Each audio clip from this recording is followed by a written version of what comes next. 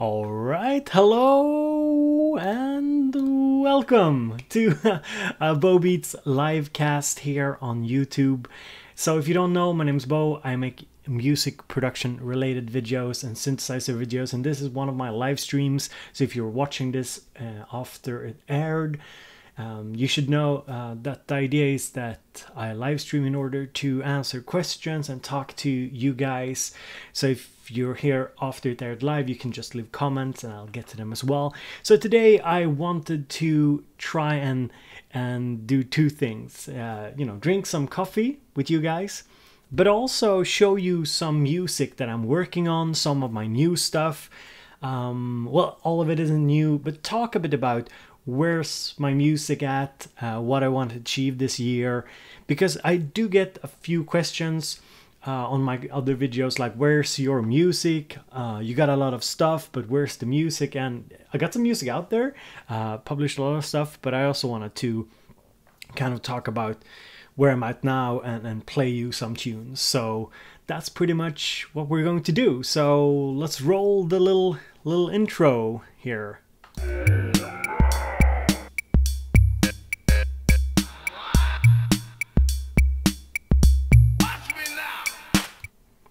So I hope everybody's doing good. Last time we streamed, we had some internet issues. Hopefully we won't have that today. So I see some people have been tuning in already. Hanray Music is here. Me alone in the corner with the super sad username is here as well. Elliot Ekrax is here as well. JJS, good seeing you. And yeah, so basically there's this meme going around on internet and the synth community that I thought a lot about. The meme is sort of, where is your music? And the meme has to do with this idea that the main purpose of owning synths or having a studio is to be some kind of artist and output a ton of music. And I've said this in other videos that I don't really think that that's the end goal for a lot of people. And I also think some people might be worse off having that as an end goal. I know, for example, my most productive years in music was not actually my most happy years for some reason. I think that we're all very different in what we desire and what we want to do with our time. Me personally, I like to teach, I like to communicate, I like to discuss stuff. That's more important than outputting music and being like an artist. And I know it's not as credible as if I outputted like an album every 6 months with like super niche electronica or something, but that's that. But speaking of super niche electronica, guys, speaking of that, I do want to play you some music. I don't think I've played this on stream before, and I want to talk a little bit about the ideas I have for an upcoming album, I guess, of sorts. And these are just sketches, but it sort of shows you in kind of what direction I want to go. So that's something I want to do. Yeah.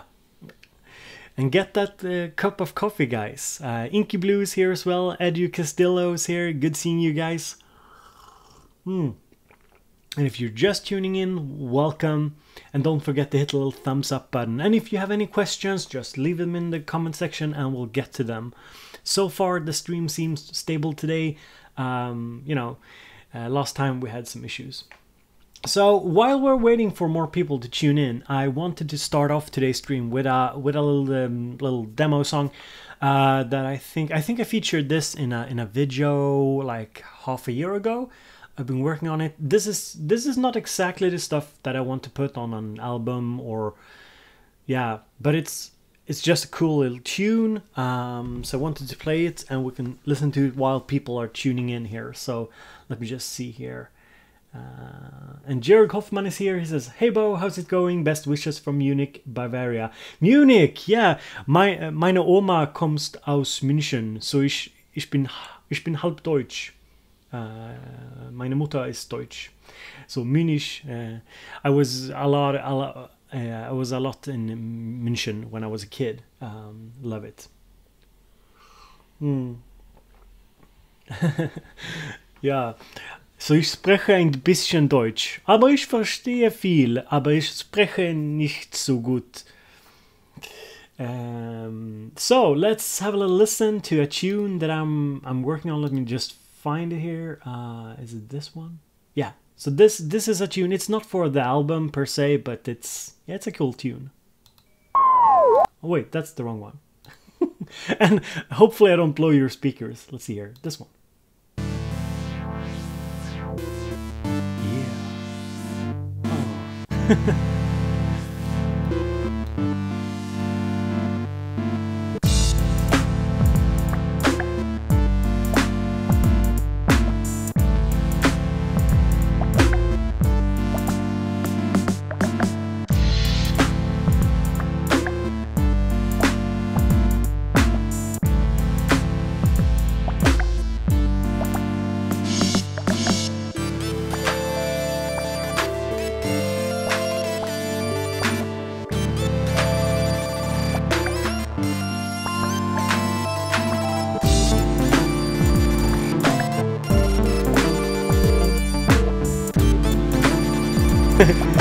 You're on the air. No, it's good. Join the live stream. Okay, bye.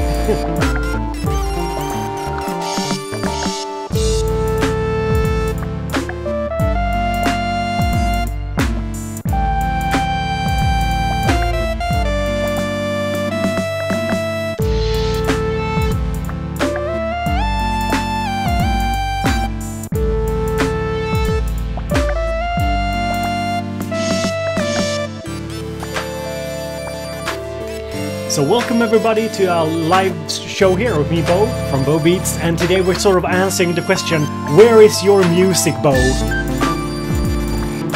It's right here. The music is here. That's what you're listening to.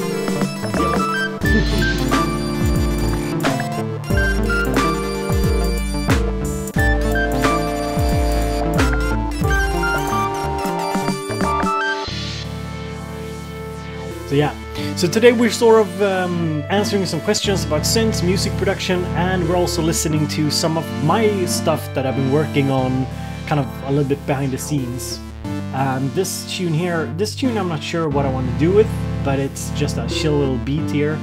In this tune I was actually using the Minilogue a lot, so the main chords is a sequence that are programmed on the Minilogue, the main kind of sawtooth thing.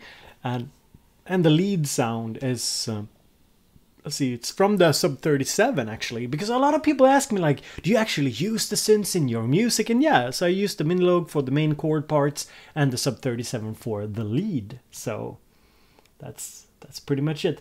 The narrator, hello mates, welcome. Narrator, are you Greek? Because apparently I'm 40% Greek by the looks of Facebook told me. I'm like 41% Greek and 40% Viking, apparently, according to Facebook. I did one of those small tests. So yeah. So Edu Castillo says, in the theme of this stream, how do you manage to stay satisfied with your gear and repressed gas that we all suffer from and focus on making music or teaching, whatever you do?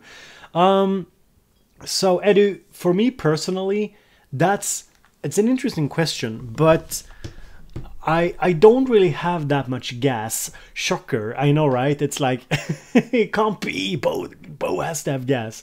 But you have to realize that with the work I'm doing part-time, that I'm thankful to be doing and having the possibility to do, I do get to touch a lot of cool stuff. So I have the Digitone coming in a week or so.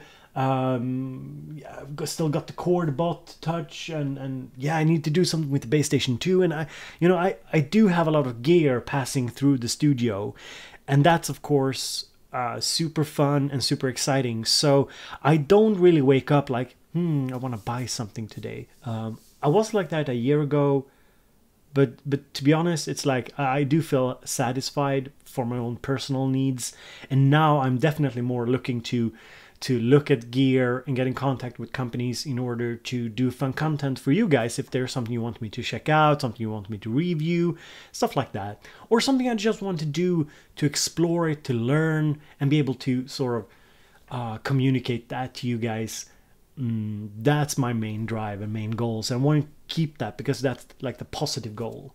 JT, welcome, mate. JT was on the phone. He called me, and yeah. so JT, welcome to the live stream. I'll call you later, and we'll talk about the stuff that we're supposed to talk about, the secret stuff, the synth secrets that you guys aren't allowed to hear about. But JT, he's in the know. So yeah. And going back to Edu's question about like containing my desire to buy stuff, I think I detailed this in my video about my advice on when to buy new synths and stuff, where I say like, if you're not productive, don't buy stuff. And I try and keep that mental rule. Like, for example, with my Urac series, I went into it really strongly, like, don't buy a ton of modules.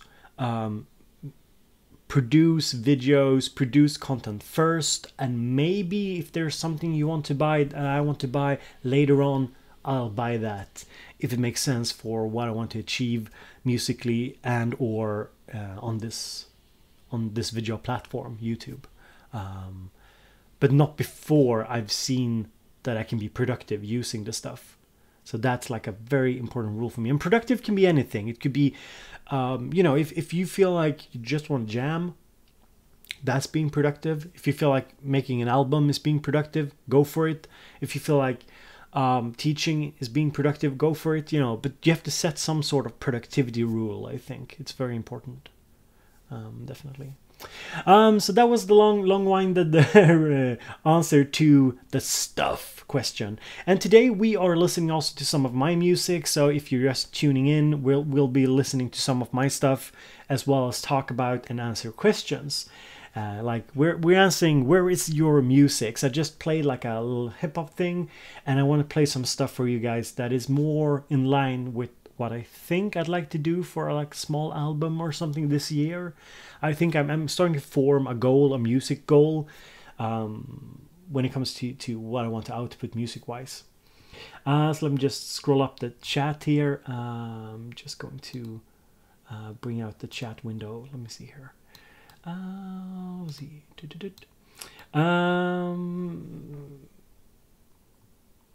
we got Lolly Water is here as well. How do you finish tracks without getting sick of death of hearing your track over and over again? Lolly, I don't think there's any like real way not to get sick of yourself when you're working creatively. I think that's kind of part of the game. Imagine myself, put yourself in my shoes. Imagine how tired I get of hearing my own voice when I edit my videos. It's like insanity sometimes. And imagine the frustration of my wife and kid, like they're like hearing the same "Hello and welcome to Bo Beats," "Hello and welcome to Bo Beats," "Hello and over and over again. But I do think that one key thing when it comes to music or video or any kind of creative work where you have to listen to your stuff over and over again is to, and I learned this, I don't remember who taught me this, but it was somebody who taught me this. Only sit down with your track when you're actually going to work on it. Don't listen to it like on the bus or on the train. Don't listen to your demos over and over again. Sit down and listen to it when you're supposed to work with it and have sort of a goal. What are you going to do today with the track? You might not get to that goal. Maybe the goal changes when you're working with the track, but don't listen. I've done this a ton of times, like listen to my demos over and over and over again, and so, you get kind of tired, you get kind of exhausted by that. So so yeah.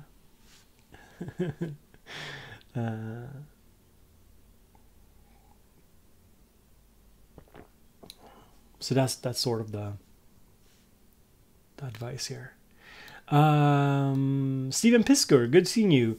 Hey Bo, 2 devices for me, Minilog and Digitakt, planning on keeping it minimal, writing a full project with 2 pieces of equipment. That's brilliant. You know, I do think that keeping it minimal is the way to go for a lot of people, because you have to imagine, like, I have to realize, I think, that when you're adding more and more stuff into your setup, the setup becomes more complicated. And if you're not willing to invest the time and you don't have the knowledge to kind of handle all of that, it'll take away a lot from your productivity.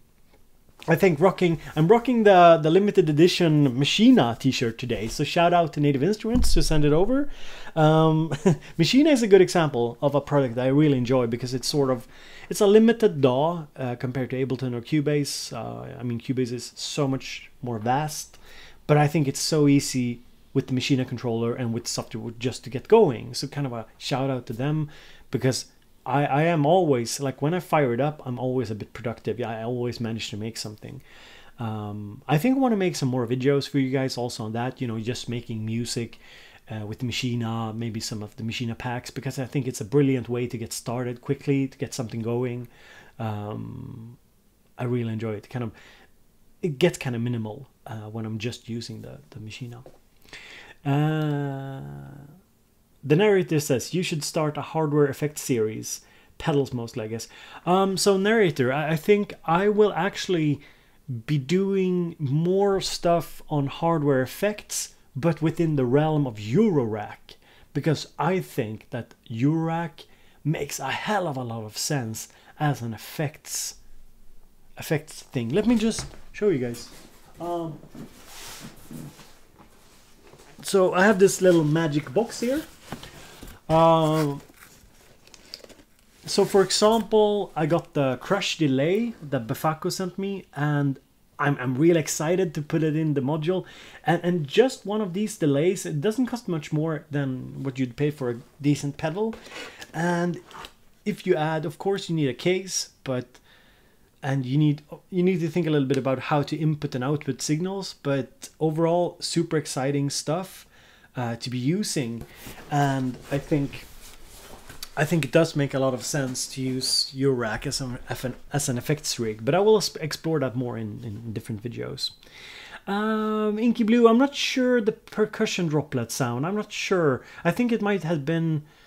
It's probably the percussive stuff is probably in the song I played is probably from some battery preset drum pack. JGS says, I really like the idea of select pieces of gear for making music. The limitations often result in good results. Yeah, I do too. I think I've made some of my better things I've made with a limited selection of stuff. Let's see here.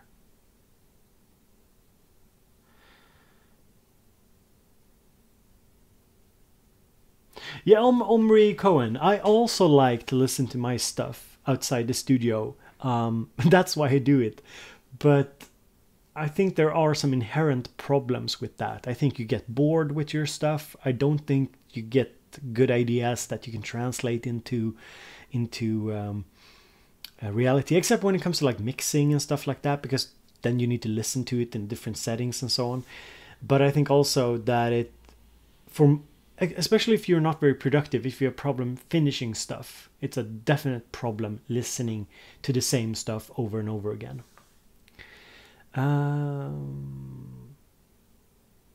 Jörg Hoffman says, so how about the Matrix boot? I have a feeling you enjoyed the Eurorack thing more. I love my Matrix boot, and one reason to buying it was your advice. Okay, yeah, Jörg, I really dig the Matrix boot still. The thing is, what is shown on my channel isn't always what I use the most or what I enjoy the most, because it's also about, you know, finding the themes for videos and finding fun stuff to talk about and you know, following the feels I got. And so far, I'm not really sure what I want to do with the Matrix boot in terms of videos. Like, I'm not sure I want to do tutorials on it. I'm not sure. And it's a little bit, what I want to do is I want to incorporate it more in like a bigger setup where I can show you guys how I make music and so on. But it's always very hard to put that in a video. Like, it's because this is the Matrix is a huge piece of equipment. So I'm working on that. I want to bring it more front and center in what I'm doing, basically. But it's not always that easy. David Thompson asks, "Hi Bo, I've just got the PO33. Have you used one?" No, David, but I actually got the PO33 and PO35 coming soon. So I'm going to do some kind of video on that, David, for sure. For sure. So yeah. So I'll get to some of your questions, but now let's keep answering the question. Where's your music, bro? That's the question we're sort of answering today. Where's Bo's music? Because apparently music is very important to you guys. No, but to some people it's like a funny meme, and I do want to play some of the stuff that I'm working on and kind of keep you guys in the loop and show you a little bit more about my creative output when it comes to music. And I do want to make more videos on my music making process. It's just been so many cool new releases of year, and yeah, that I've been super occupied by that. So let's listen to something. So this track, I think I played this maybe on a stream before. I'm not sure. Maybe I did. This track is definitely something that I want to work with, and there's actually I don't know if you're watching, my man. I'm still waiting for you to put down some rap on this track, because I have a guy who's actually laying down some really cool lyrics on this track. It's a difficult track to rap on. It's very abstract, but it's yeah. So maybe there'll be a vocal version of this track, and yeah, and an instrumental. It's really not mixed. A lot of the sounds are sort of mono-ish, so don't think too much about that. But this is definitely the sort of style that I'm interested in doing. So let's see if we can play it.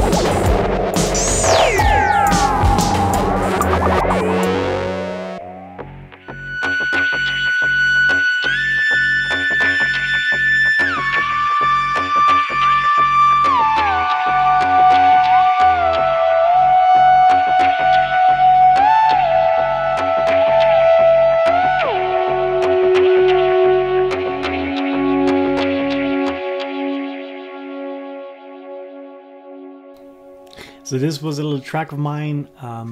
It's called 120 Words of Abstract. 120 words of abstract, and if there's an academic in the chat, I think you can relate. It's kind of a word play, I suppose. But yeah, and Joseph is in the chat, and Joseph is working on laying down some lyrics on this, and I really dig the stuff that he's been doing. So I hope to have an instrumental version and a rap version as well. I think it could be killer, really cool stuff, and I do feel like this more experimental stuff is really something I want to do more of. George is here as well. Thank you guys, and we have Cristiano Ronaldo. Oh my God, Ronaldo's in the chat, my dude. Did I tell you guys that I'm not a big fan of soccer? There's two things I'm not a big fan of: soccer and Bob Dylan, because my father loved both. So this is my rebellion, my personal rebellion. So I do want to make some sort of some kind of album or something with this sort of more experimental. I don't know if it's super experimental, but a little bit more abstract, psychedelic, crazy stuff. So yeah, that's pretty much what I want to do. So yeah, let's see here. I saw a question here earlier. Let's see here. Let me just scroll up. Elliot said, "Hey Bo, I'm thinking about getting a synth that is fun and portable and cheap. Do you think Circuit is the best for the price, portable but also professional enough to use in my music?" Elliot, so the Circuit is great for portability. It's great for making loops. You can even make like full tracks on it. It's not super good for integrating in a larger setup unless you want to use the sequencer on it. Like if you use, like I've used 2 circuits as like the main sequencers. That's a ton of fun. But I do think the Circuit lacks in the sort of like, how you say, sound module department. So if you're going for some kind of like sound module idea where you want to use the circuit as like a sound module, and you want to hook it up to a computer, for example, or something, I don't really think it shines in that area. So it's more, the Circuit is one option. The Monologue is kind of portable as well. I think battery powered. You have the Volcas. I wish the Digitact and the Digitone was battery powered, but they're not. But they're still sort of portable, I guess. Yeah, maybe chat has some cool suggestions. So guys, don't forget to grab a little cup of coffee.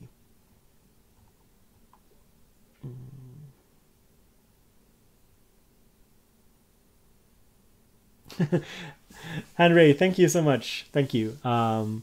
Yeah, I think I have a decent amount of musical talent, but I also think I don't really have the focus to. Yeah, I'm still figuring out where I want to take it. Like I can start a track, I can finish a track, I can mix, and I can actually master decently. But I really need to have like this. I think I need like a concept idea of what I want to do, and I'm starting to build on that. I think concept ideas can be really strong when it comes to electronic music. Like, what do I want to make in terms of a concept? Like, and the concept idea I'm working with is, I might even call it like 120 words of abstract and focus on like more experimental music. Definitely.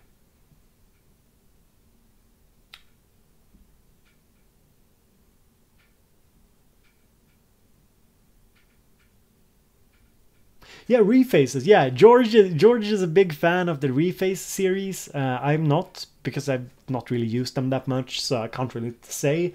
But yeah, the Refaces are very portable, and I think they sound really good as well. So let's see here. Don't forget, by the way, to hit the like button if you enjoy your stay. So where's some more of my music? Well, let me play you guys a track. Let's see, which one is it? Is this one maybe? So this is the second track that I'm working on for my sort of album idea, and I'm not sure exactly. The progression in this track takes a sort of strange turn in the later part, and I'm not sure if I'm going to keep that. I might have to kill this darling. Like, I enjoy it, but I'm not sure if I want to go that route. So let's have a little listen here. Let's have a little listen and see what you guys think about this. Let's see here. So here's another track I'm working on.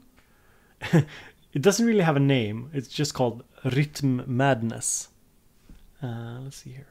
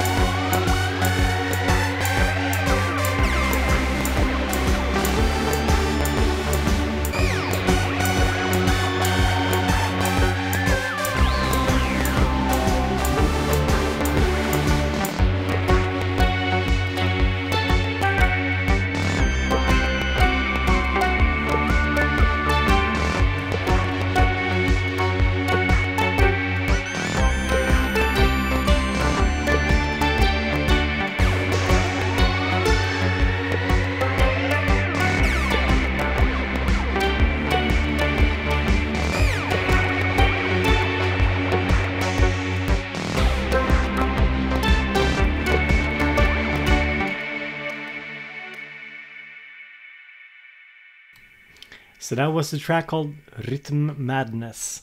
And yes, to answer a question about it, this is super unmixed. A lot of the sounds are very mono because it's from the mono synths and I need more effects and broaden the sound and fatten it up. There's also some clipping going on and the volume is kind of fucked up because because it the drum sounds is actually from the analog rhythm, hence Rhythm Madness. The approach I have to making these two tracks that I just played you guys is actually that a lot of the stuff is played live. A lot of the sequences are not sequenced using MIDI. So some of the drums and some of the melodic elements and so on are just played by feels. And it gives it sort of this a little bit off timing vibe to it. It's like imperfect, but I think it works. And also you use a lot of playing with the LFOs and the modulations live. I think it's a lot of the Minilogue in this one, Sub 37, Analog Rhythm. And I just found that it's so much fun to do that. And I did it in Cubase actually, just kind of building it up and cutting stuff, and I kind of like that copy paste, you know, and using stuff as audio. Recording stuff as audio is one way to sort of limit yourself also from polishing stuff too much and more going for the feels, I think. So yeah, so this is yeah, so this is a little stream here. We're listening to some of my music today because I often get the question, where is your music, Bo? Because when you have a lot of gear, there's this both interest but also envy, I think, gear envy, and people like to point out like, yeah, you have a ton of stuff and you can talk about gear, but where's your music? So I wanted to show some cool stuff that I'm working on. Played you 3 tracks so far, and hope to get some of them done if I have a good concept idea for maybe a smaller EP or something later this year. I'm of course having a kid in March, so that might set stuff back a bit, but yeah. So let me get to some of your questions. Let's see here. I'm going to and I'm glad that you like it. Yeah, awesome, guys. Pokey Nene says, do you ever sample record acoustic instruments or percussions to integrate with your music? No. I did that many years ago, like I don't know, it's a long time ago now.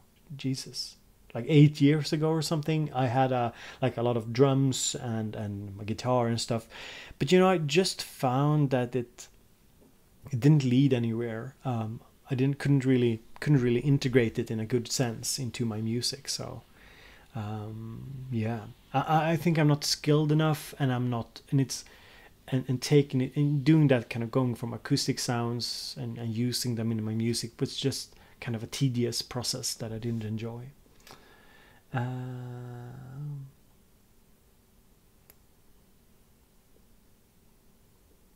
Yeah, Matthew. Yeah, the toms, kind of tom sounds from the analog rhythm, they are sort of like crazy dynamic, and they made the song clip, definitely. Let's see here. Omri Cohen asks, how is it going for you with VCV Rack, by the way? So I am actually sort of past VCV Rack. I don't know, Omri, if you saw my last video. I've actually gotten into real Eurorack, and VCV Rack was the sort of stepping stone. I got a really good suggestion from a viewer who said that I should be showcasing what I do with my hardware Eurorack. I should showcase that with the VCV as well, and I might do something like that, because I actually got some of the VCV rack modules, the clouds, some of the Bafaco stuff, the even VCO, the spring reverb, and the delay, and those are part of my hardware setup, or to be. I've actually hold off inserting them because I want to take it slow. Let's see here. Hello, Mike. Welcome. You went full Eurotard. Yeah, man, definitely. Let's see here. Fugubot. Do we have a bot in the chat? The AI is taking over. If this was Twitch, I'd say spam Mr. Robot or something. The emoticon. We need to. Do we have some emoticons, guys? Should we? Spam the let's see here. Is there a coffee cup emote? If you're a bot, in the chat, spam the coffee cup emote. Studio Geek, yeah, we might hop on. Should we fire up the Discord a little bit later? Maybe if there's somebody who wants to join. So I'm using Discord for at the moment. It's for Patreons only, because I'm trying to figure it out, and I don't want it to kind of. So Matthew, maybe you can create. Can you create a link and post on the forum, Matt, and see if somebody wants to join in on the Discord later? Okay, we got some emoticons in the chat. Bots can be sock puppets too. Yes. So Fugobot says, what makes you excited about the synth's sound? For example, what do you hear in your Moog versus the Minibrew 2? Do you hear different use for them? Can they both be programmed to sound alike? They can be programmed to do similar things, but like the what I'm listening for when I listen to, say, the Sub 37 and the Mother 32, it's sort of this fuzzy, warm sound. It's hard to explain. Rich in tonality, that I think is slightly different from the Mini Brute 2, which is more sort of, it doesn't, you know, it doesn't have that richness to it in the sense, but you can shape the sound a lot more. Sometimes it's hard to fit the Moog in a mix because you need to cut a lot of stuff. So I think the Mini Brute 2 is definitely, it's definitely a good versatile synth. But what I really enjoy, like when I fire up a synth, is this kind of fat oscillator sound that I think like stuff like the Sub 37 and the Mother 32 got. It's just something creamy about it. That's the way I would explain it. Mike asks, no sampling with Digitact? Yeah, I sample stuff, but I don't really sample that much acoustic stuff. I sample mostly, I think I mostly sample other synths and stuff like that.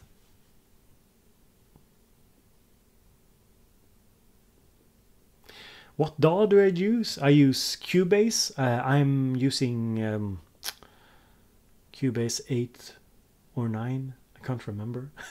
Maybe I'm using 9. Did I upgrade? Yeah, I think I'm using Cubase 9 Pro. Maybe. And yeah. Yeah, I think that. And I use Machina, and I used Bitwig a little bit. I don't use it much. I really like Bitwig, but I don't have the time to get into it fully. I'd like to try out Ableton as well, but I probably shouldn't jump. And we have some coffee cups in the chat. That's good. A lot of bots in the chat. Ling is here. Good seeing you, Ling. Ling is also a YouTuber. So guys, if you Matt, maybe you can find Ling's channel and post it in the chat. I think you know what his channel is, right? Let's see here. Yeah, Edu, I'm really excited about the Waldorf Blofeld to try it out, but I don't really think I have much use for it in my setup. But yeah. Omri asks, have you heard of Reaper? Yeah, I started out. I used Reaper when it was like totally new. It was this like, oh, it's free.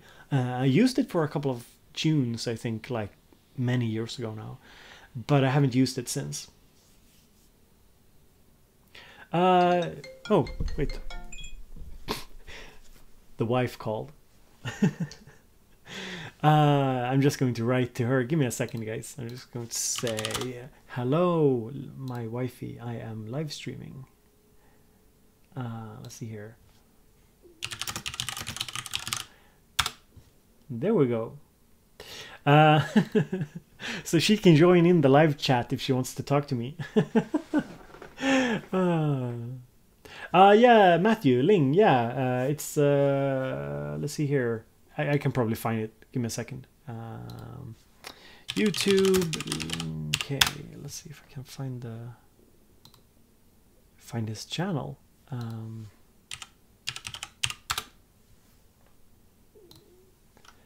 So I'm just going to post a friend's YouTube channel here, guys. If you want to check him out, Ling K, he got some cool videos, some cool tutorials, some music making stuff. Definitely. So check him out. And Yeti Hunter. Yes, today's a popular phone day. Yeah, it is. I should have put my phone on like silent mode, but I forgot. Let's see here. Elliot says, Bo, if you start Ableton, you need different gear and take quite a bit of learning and getting used to it. Yeah, sure. Yeah, so I'm probably not going to go into that. So yeah, check out Ling K. How do you say your channel, man? Link's channel. It's cool. He got some solid stuff over there. Hayes says, I was trained on DAWs like Performer before it was digital Performer back in the 90s. Now in DAWless because it's liberating. Yeah, I'm more into kind of DAWless or Groovebox music production anyway. So yeah. So let's see here. Did I have another track for you guys? Let's see here.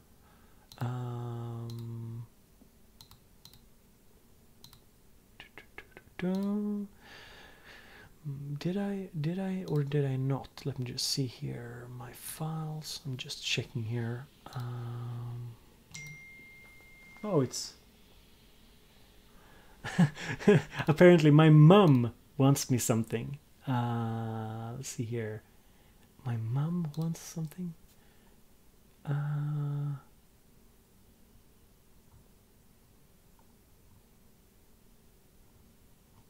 Okay, my mother wants to know something about my daughter's shoe size. Okay, I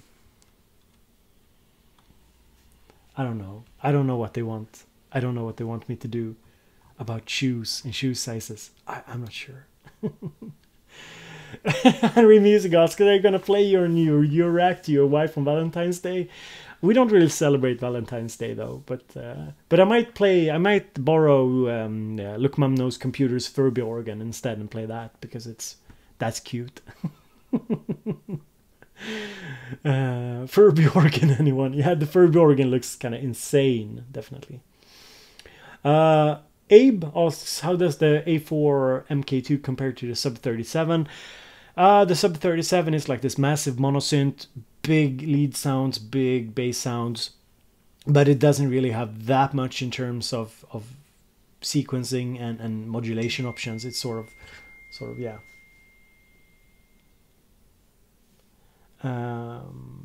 Yeah. Apparently there's some issue going on here with my daughter in shoes. I'm not sure. My daughter in shoes. I'm not sure what's up. But yeah, the A4 has much more modulation options, and it's, you know, it's 4-part multi-timbral. It has a CV sequencer, so it's a totally different beast. More versatile than the Sub, but you could argue that the Sub has, you know, if you just want a monosynth, the Sub might have a stronger oscillator section, fatter sound. But the Sub 37 is more, I'd say the Sub 37 is more a performer's synth, and the Analog 4 is definitely more like if you would do like techno, electronica, that sort of music, you know, it's right in your ballpark, or in the ballpark, I'm not sure, but something like that. Flynn's here, says, hey Bo, mini microbrute, good first analog synth. I don't know, I haven't used them much, but people seem to like them. I think like what I usually say is like the Monologue or Minilogue or Base Station 2. Those are my 3 like picks for best intro synths. Justin asks, have you used Matrix Brute with Eurac or Mother 32 yet? Yeah, I've used, have you seen, Justin? I got a couple of videos with the Mother 32, or 1 or 2 videos with the Mother 32 and the Matrix Brute. Oh, you mean with the Eurac? No, I haven't used the Mother 32 yet. I'm going to rack it like today or tomorrow, and also going to try and use the Matrix. The problem is the Matrix Brute is over in this corner of the studio, and the Eurac is in this corner, so it's a little bit disorganized and annoying.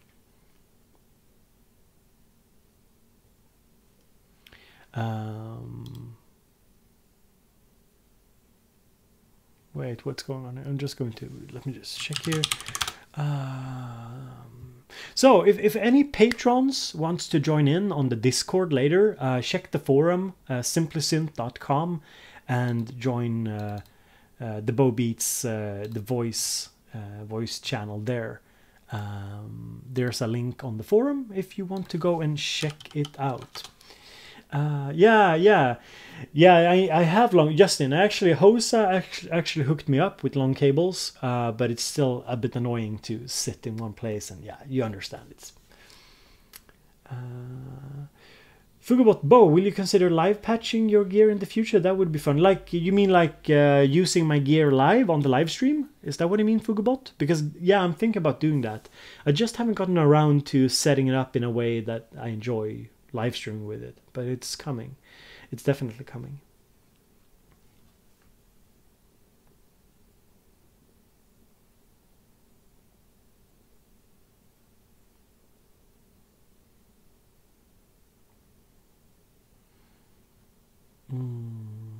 Yeah, so Fugabot, yes. That's the idea. Yeah, okay, so apparently the shoe problem has been resolved. My wife came to some conclusion about the shoes for my daughter. Shoes. Yeah, life can be hard sometimes. So let's see here. Did I forget to say hello to somebody? No, I think I said hello to most people here. Yeah, exactly, Matthew. Yeah, the shoe question was about if my daughter should have like super cute shoes or not, something like that. So let's see here. Oh, yeah, here's a track. I think I'll release this soon to patrons. Here's a track. I'm not sure I'll put this on like an album or something, but here's a cool track that I made with the analog rhythm a while back. Let's just have a little quick listen, because today we're listening to Bo's music, because people are asking, Bo, where is your music? And some people just don't look in the description because there's often like a link or something, but never mind that. You know, it's hard to read. But here's a track. I think it's pretty cool.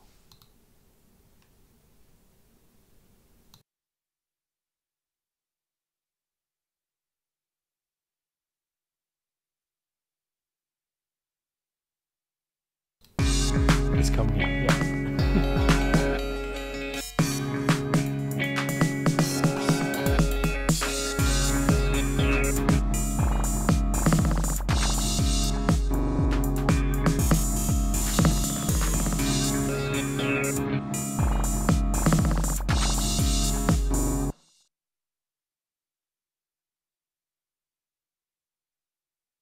Wait, what happened? Was this some? This was some. This was some messed up version, I think. Is this? Is this the one? Let's see here. So many stuffs. Okay, this is the one. Yeah.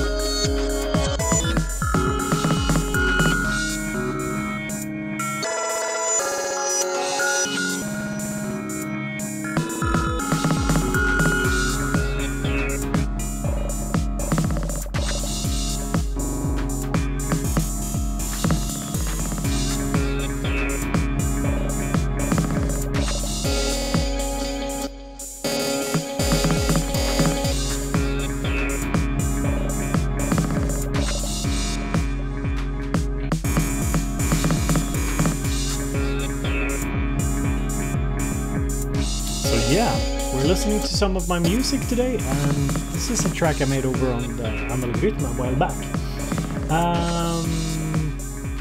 Yeah, we're going to fire up the Discord soon and have a little chat if there's like any questions or stuff you want to come in and talk about on the live stream. Be sure to check the Patreon forum over on simplesynth.com for the Discord link. And don't forget to hit the like button, because 2 bots have been here and disliked the video. Oh my god. Yeah. And let's see here. Yeah, so let's close that track.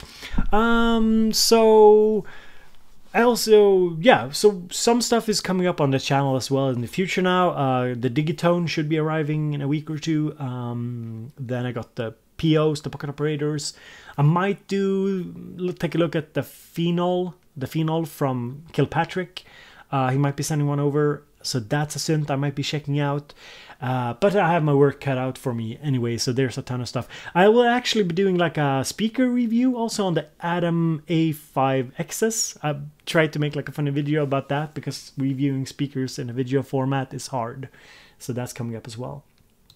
Um, His Anderson says 2 people had bad aim. Yeah. Justin, thank you. Yeah, so guys, if you haven't checked out the interview I did with DivKid, you can check out DivKid's YouTube channel and check out the interview or talk I did with him over there. It's been a lot of fun. Toykeeper says, Bo, if you're going modular, does that mean you'll sell your non-modular gear? No, Toykeeper, because I will actually be using mostly sponsored modules from companies. I'm not planning to buy that much because it doesn't really make financial sense for me to invest both the time and a lot of money because I want to explore it and make videos about it. So my general idea is that any revenue I get from Patreon and from the ads on YouTube goes into funding having time to do this. And I don't want to, take other people's money and buy gear. It just doesn't feel right. So I'm working really hard behind the scenes, talking to companies, setting up different deals. Mainly it's just, it's just a review deal. It's not even sponsorships per se, technically. If you read up on it, in most countries it's not considered sponsorships. It's just send me some stuff, I'll check it out, do whatever with it. And that's people, some companies are happy to do that, so that's what I'm aiming for. Oh god, the interview, I was so tired, didn't even make it to the end. Yeah, I know, Matthew, I was quite tired at the end. Elliot says, okay, battery dead, bye Bo. Elliot, my man, that's not really appropriate. You need to have a computer, or you need to have your phone plugged into the wall outlet so you don't miss anything on these live streams.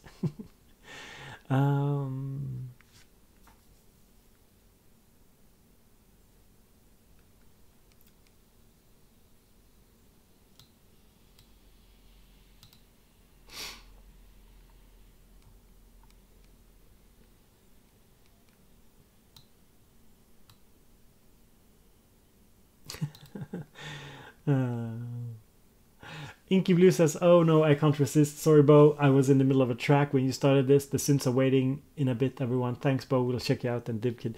Yeah, cool, Inky. Thank you for stopping by.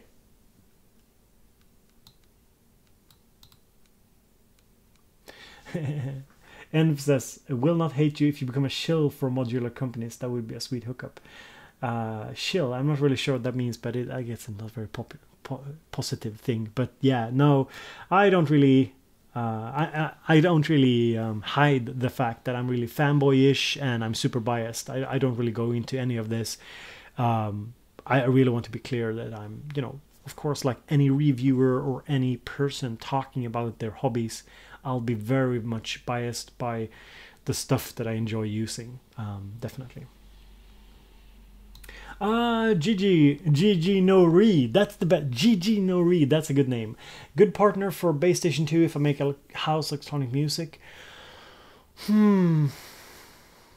That's a good question. Good partner. Maybe something polyphonic. Maybe like a Virus. Maybe a DeepMind 12. Something polyphonic, I think, at least. I think so. So yeah, guys, let's see here. Did anyone join the, let's see here. Did anybody join the voice chat? Let me see here. I see George is here. So George, I'm going to give you talking permissions. Let's see here. Don't remember. Let's see here. So, George, you have talking permissions. So you can join the talking channel if you want to. And yeah, you just double click the general and you mute the stream. So I'm jumping into Discord if somebody wants to join in for the kind of the last few minutes of the live stream. Probably going to end the live stream in about 30 minutes or something. So if you want to come in, talk synths, talk YouTube, talk music, join the Discord server. So let's see here. JT, are you here? Oh, wait, JT, are you here? Yeah, I'm here. You're here. Good morning. Good morning. Tired? Well, it's, what is it, 06 something here.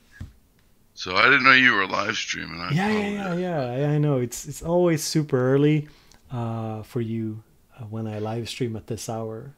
No, I meant calling. I didn't mean to. Yeah, that's no problem. So yeah, how's your day going so far? Well, it's fantastic. I started a live stream with Bo Beats, and I'm pouring my first cup of coffee. That's awesome. I finished my second one right now, so I'm all jacked up. So good, mein Freund. Yeah, so if somebody doesn't know, this is JT Hunter in the chat, one of the patrons, and one of the guys who have helped me set up the forum as well. Oh, shucks. So who else? I saw there was a couple of new people coming on Discord. Do they know how to get in here, or? I'm not sure. So George, if you want to join the Discord, George, you just press you double click on the general tab. You can see me and JT. We are in here, and you can join in. General voice. Yeah, exactly. General voice. I'm still figuring out. You're more of a Discord guy than I am, but I'm still figuring it out. Well, we use it for gaming a lot. We, meaning me, myself, and I. Yeah. Yeah. Something we're trying to get you sucked into, because Lord knows you don't have enough to do during the day, right? Exactly. Yeah, I need more stuff to. You got to make shoe decisions, your rack decisions. Hey guys. Which keyboard Hey, Matt, play welcome. with today? Monsieur Laurent? It is I. It is you, Matthew. Well, this is the Discord 3 all the time. We need to get some new people in here. Yeah, I think George is working on it for sure. So how's your day going, Matt? Well, I got up at maybe 11. So it's a bit early for me right now. Yeah. And I'm eating. So I'm on push to talk so you don't have to hear me chew. Yeah, but that could otherwise be like a niche that we could work, eating and synths.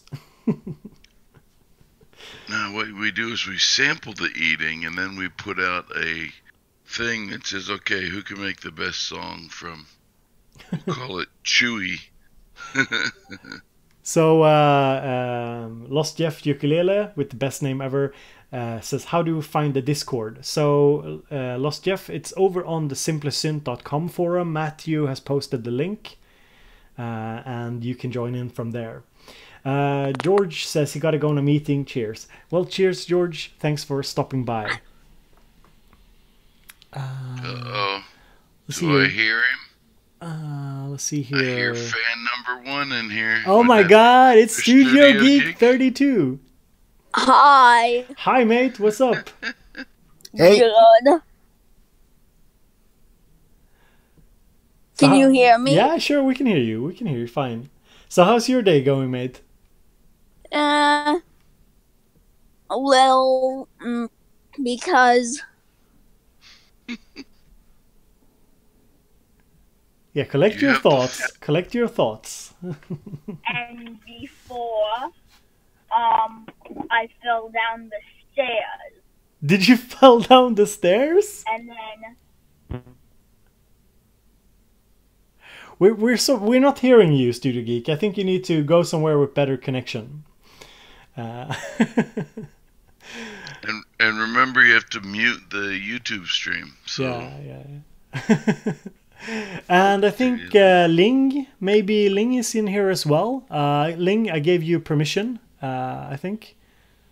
Yeah. DubG is Ling. Yeah, so you can join in. I think DubG. just go over to the left on Discord. You'll see a hashtag general. And then underneath that, you'll see voice channels. You'll see a video with a lock on it. Thank you, GT, for doing my job. Well, you were eating over there, buddy, and so someone's got to... Yeah. Thank you. Yeah, I'm glad I'm not the only confused person when it comes to the Discord. For real? Yeah, in my experience, a lot of people are confused with Discord, especially if you're using the web app. And if you're not installing the client, it gets really iffy sometimes. Hmm. Yeah. So Dub G's here, G, you're on. or Ling. Wait. I forget your real name. I'm not sure if you want me to use your real name or not, but I was It confused. makes me think of Link on the Matrix, if you're a Matrix fan. Yeah. So let's see if he makes it work. So JT, how's the music coming? Well, in all actuality, I'm working on the RV. Moved into the house, and I'm actually gonna hard build a studio for temporary use for the next 3 or 4 months. So I'm excited because I'll be able to get all the sins out. Can't you take some photos and we can use it in like a video or something? Yeah, the analog envy project. I think I might start that now and just do. Maybe I'll do a studio build with that. I don't know. I haven't figured it out. But yeah, I could take pictures and post them up, and you can play around with them, make fun of them. But at least I'll be able to get all the sins out in one Thank you. in one spot. And then Sandy and I went out with the kids yesterday and went around looking for keyboard stands, guitar stands, all that kind of stuff while we were thrift shopping, and yard sailing. Yeah. They do that in Sweden, yes? Yeah, sure. Doesn't the Alina does that, right? Yeah, my wife does it. Yeah, the thrift shopping. So we didn't find anything worth getting, so I still have all that raw aluminum, but all these guys are professional studio guys, so if I build something and put pictures on it, I might be cannon fodder for humor. Well, I think it'll do just fine. I love I've said it before that I love, and if the chat doesn't know, you have your little studio set up in an RV, and now you're kind of moving it into a house temporarily. And I think definitely you should at least post some pictures over on the Patreon forum just for people to kind of get an idea of what you're doing, because I don't know, it's very appealing somehow. I've For which one, the RV? Yeah, both of them, like the process. Okay. Definitely. Sure. So I think I got my microphone working. Yeah, now. Hey mate, hey. Hey. So yeah, my name is Gerald. I go by G. Yeah, Gerald. Yeah, sure. Is an internet name I've had since like 1996. So. That's awesome. So how's your day going? It's going fine. I'm at work, slacking, obviously. Yeah. What do you do? Like, you don't have to be specific, but. I work in IT. Yeah. Okay. Cool. So, but no, I try to pop in here when I see you're on, if I'm able to. Yeah, it's awesome. It's the first time we talk. Yeah, I think, outside of Facebook, this is the first time we've actually talked. Yeah. So, but, I spent my weekend being busy recording a bunch of videos. So hopefully my YouTube channel will be a little more active. Yeah, so what videos are coming up on your channel? So series 2 of Let's Make a Track is kicking off, where I kind of go through and make an entire track from nothing, and it's a lot of self-promotion because I'm using one of my sample packs. Yeah, sure. And then I did a bunch of plugin quick looks because I got a bunch of Audio Thing plugins, and then I have a bunch of Soft2 plugins, so I just did like little short 5-minute videos of those. That's awesome. So without mentioning any company names here, did you ever release the sample pack that you talked to me about? That's in the works. Apparently it's next cool. In line to be evaluated. Cool. So yeah, so I'm crossing my thumbs, or how you say. Yeah, I mean they accepted them for the most part. They just haven't got them in the queue yet. Yeah, okay. Forgive my ignorance, but I as far as your channel is concerned, because I'm just now being introduced to you, but what sample packs for what? Like for the circuit or for? I have a sample pack that's out officially for just general use. It's over on Loop Masters. It was released by a company called 5-Pin Media. But I also have some other sample packs that I'm not at liberty to say who they're for yet. So this is not sound creation sample packs from a Synth. like that, right? It's samples with voices and that sort of thing, or what? No, the sample pack that's with 5-pin media is all sounds I made up for making dub techno. Okay, so that's what I was asking. You made them on Yeah. what machines, or you're not at liberty to say? Oh, I made them on the one for 5-pin media. I made on a variety of stuff. Okay. So like a lot of it too, I ended up running through an analog rhythm just to like give it that weird mono, like analog beef to it, and then I used like a Blofeld, a Waldorf Strifat, a Volca, Volcas, all sorts of different stuff to make that sample pack. Wow, fantastic! Can we see this on your channel? Yeah, there's a demo video of it, and then the video series that starts on Thursday uses that sample pack to make a track. Oh, well, you can add 1 subscriber then. You sold me. That's awesome. So, but then I've also made a couple other sample packs for some companies that I can't say who they are for yet. Oh, sure. Yeah, But I know at least some of it, but I'm not going to say. You know, I know this, and with with some of the companies, it's always like what I enjoy with like the circuit stuff that I made is that the circuit sample packs that I made and the circuit patch collections that I made, they are published by Isotonics, which aren't. It's not an Ovation company, so it's a much faster process, and it's more like they sell my stuff for me, but at the end of the day, it's more like I have a little store in their store, so it's a much quicker process for me. Hello, Studio Geek, welcome back.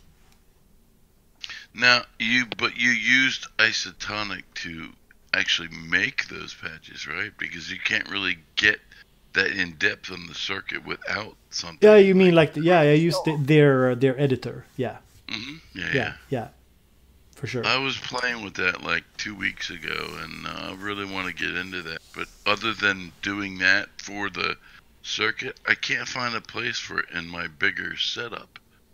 So I wouldn't know how to use it in my bigger setup. Let's put it that way. Yeah, the circuit is sort of.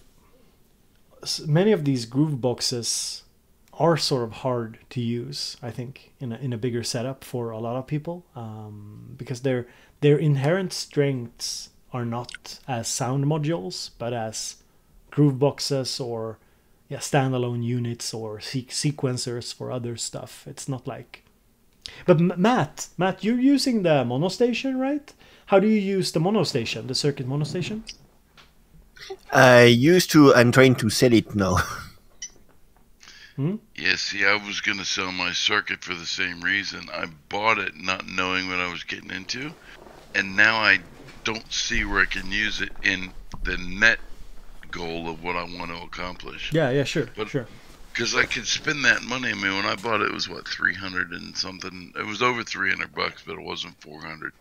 And I'm thinking, I could have made such a better purchase. Not that the circuit's a bad thing. It's just that for me, for what I had in mind because remember, Bo, I bought all my gear at the same time, it didn't fit in the puzzle. And I like playing with it, but that's all I really do. I don't really do anything with it that's of any productive value. That's kind of what I felt with the monocircuit, because it was too much for me. But I basically was just using the monosynth, and the real interesting thing with the circuit monostation is the array of input and outputs you have on it, and I wasn't using that at all. So yeah, anyway, I'm trying to go full software, so I'm trying to sell my hardware, but the monostation was definitely too advanced for me at the time. Yeah, sure. Yeah, you Gerald, was it? Yep. Yeah. Yeah, you can just G's easier. G, what's up? It's because I am gangster, man. Yeah, for sure. Down with the shit since day one. I don't know. We have that saying in Swedish. It's like you're down with the shit. That's a hip hop thing apparently. But Shiznit. yeah, for shiznit. But yeah. So you have some pretty dank hardware, G. Yeah, I kind of get hardware and go with hardware and sell hardware, get new hardware. It just depends. It depends on how much I use it, if how long it stays around, or how much I love it. Like I had an analog rhythm, loved it, and then sold it for some reason, and then like was in withdrawal, so then I got it again. And then so now I have a Digitac, waiting on a Digitone, and I have a couple Waldorf synth. Like I really love the Strifet synth. For as cheesy string sounding as it is, you can do some amazing lush stuff with it. You just got to play with it a little bit. And then I have a Blofeld, which again I love a lot. It's probably one of my favorite poly synths. I just got DeepMind 6. I haven't spent a lot of time with it. And then I have some like compressors, and I have a Lexicon Effects unit. Yes, awesome. That's cool. But yeah, I think like I saw Matt just wrote in the chat like the mono station is an extremely good piece of hardware, but if you want the mono synth, get something else. And I agree with you, Matt. Like the circuit mono station is like, it's like a strange hybrid. It's like, it's not just a mono synth, it's a sequencer, it's a URAC thing. It's a little bit odd, I'd say. Yeah, I think right now if you're going for a mono synth, I'd almost get like a base station or the Behringer Model D, or probably like two of the better ones. But it has a lot of blinky lights and stuff that IT people like me really like. Yeah, definitely. You know, I people ask me like, "Where's your circuits?" My circuits are in a shelf. They are shelved at the moment. I feel this urge to use them, but I really don't have any space to put them at the moment. So they have been, I think the English way to say this, they've been benched. Yeah. So Studio Geek 32, what's your favorite piece of equipment at the moment? Like, I don't know, because like I'm switching from analog to digital, because like my dad made songs in like the 90s, like for commercials. Yeah, sure. So like we are switching to digital, so maybe my newest is complete. Yeah, sure. So you're switching to software. Yeah. Yeah, so you did have some, like, your dad had some old school synths, right? And Yeah. yeah, that's cool. But how are you liking, like, what's your favorite part of Complete then? I like the drums, because they sound like actual drums, because I'm a drum player. Okay, so I can just hook up my electric drums in there, and I don't even have to mic the drums. Yeah, sure. So you're using I don't remember the name of the drum plugin, but there's a like a very authentic drum plugin for Complete, which is very cool. Yeah. Yeah, that's very cool. See, I love Yeah, the I like Mini the Nova. Is there any Mini Nova people out there? No, I like man, the sound of it. I've we never ain't used we ain't about that mini stuff here. You know, we want the big stuff. Hey, I know. I hate the keys on that thing. It's horrible. But I've been told the Ultra Nova isn't worth getting. So. Well, I think the Ultra is really like a big bang for the buck type polyphonic synth, but I feel it's often overlooked. Yeah, I think if you're going to go for like a mini keys kind of keyboard and you're not looking to spend a lot, I'd almost go with the Microcore. It's been around forever and it sounds awesome and pretty versatile. Well. It's just a little fiddly to create patches on it, but yeah, it's definitely, the workflow is definitely its own world. Yeah. So guys, did you have anything like from NAMM that you got excited about? The Digitone. Yeah. And then I was happy to see that Strymon is making a module with a lot of their Strymon is making pedals. a URAC module. Yeah. Yeah, Yeah, that'll I be really interesting. like their pedals a lot. So Yeah, that's awesome. a friend of mine Did has a you couple of them. Did you see like that video that I post on Simply Synth about Nam? I don't remember which one was it. Because I did dozens of them. Oh, Yeah. okay. Because like, so I post this on Instagram because like my my what? I'm friends with Gerald Clayton, and he's a very famous piano player. He's very famous. So like I found out he FaceTimed me, and then I videotaped it. Ah, okay. Yeah. I think I remember. Yeah. That's awesome. So JT, did you see anything that you enjoyed from NAM? Did you follow like the news, anything? Like all the Matt posts, the hundreds of news posts? It was quite crazy. Yeah. See, why'd you throw it to me? You know, I'm putting you on the to spot, mate. I'm G putting you on the over it. spot. I know. Actually, no. Honestly, and it's horrible since this is the Synth community I'm involved in. I didn't really pay much attention to NAM. It's cool. Yeah, I apologize. So I don't really have anything good to say because I really didn't pay that much attention to what's coming out. I'm literally trying to figure out a design for the new studio and and get the guitars and stuff involved more.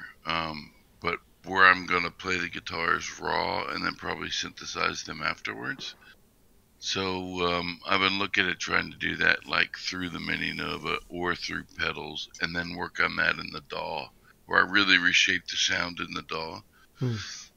But again, with the working on the RV and moving everything out of the RV into for a couple of months, I'm trying to get all that stuff together, and NAM kind of fell in the middle of all that. Yeah, sure. Yeah.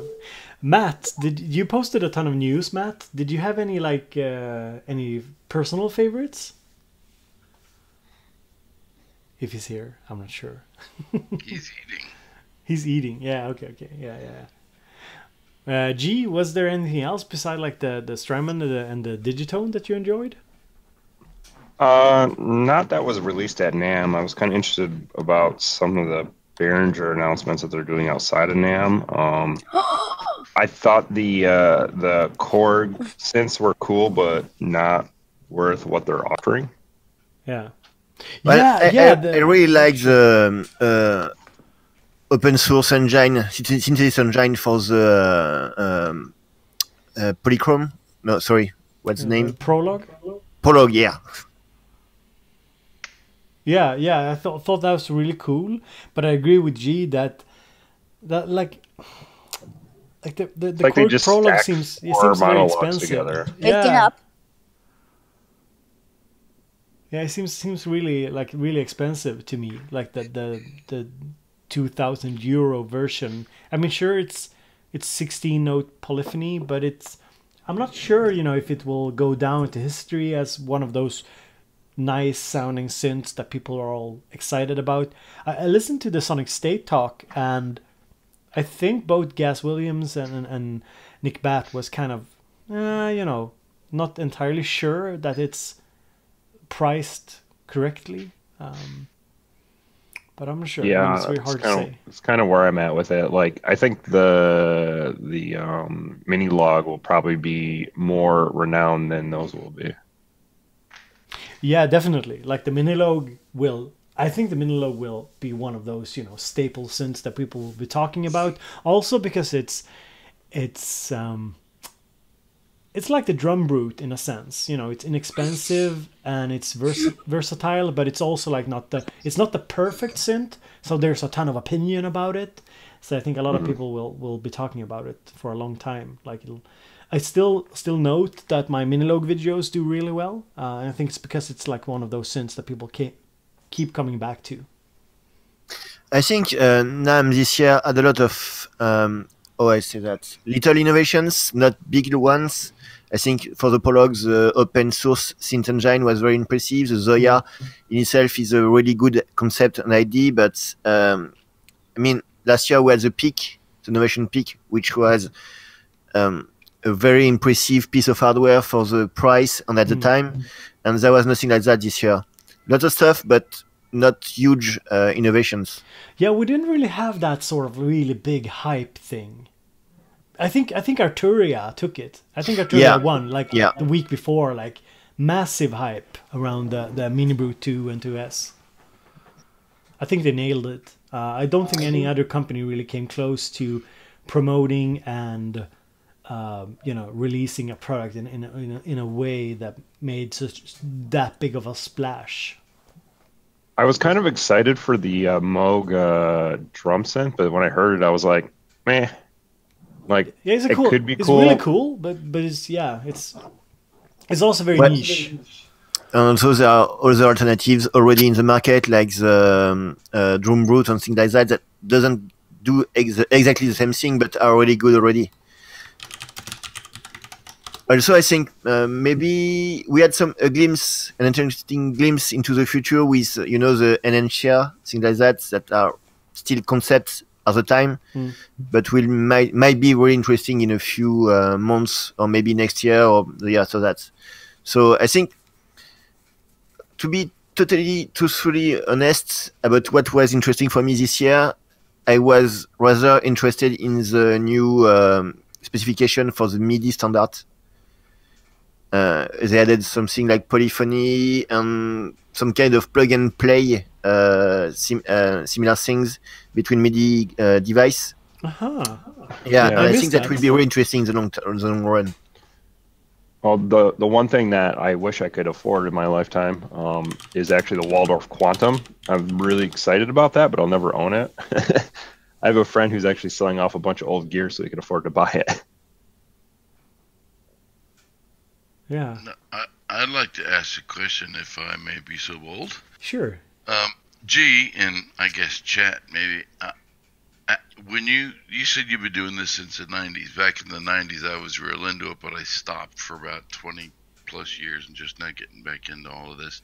Do you find you're more of an equipment guy, or you're more of a software guy, or do you have an even balance? And I'd be interested to know in the chat too, like, how many people just use software as, like, let's say, a recording device for post-processing, and how many use it to actually make music with MIDI controllers?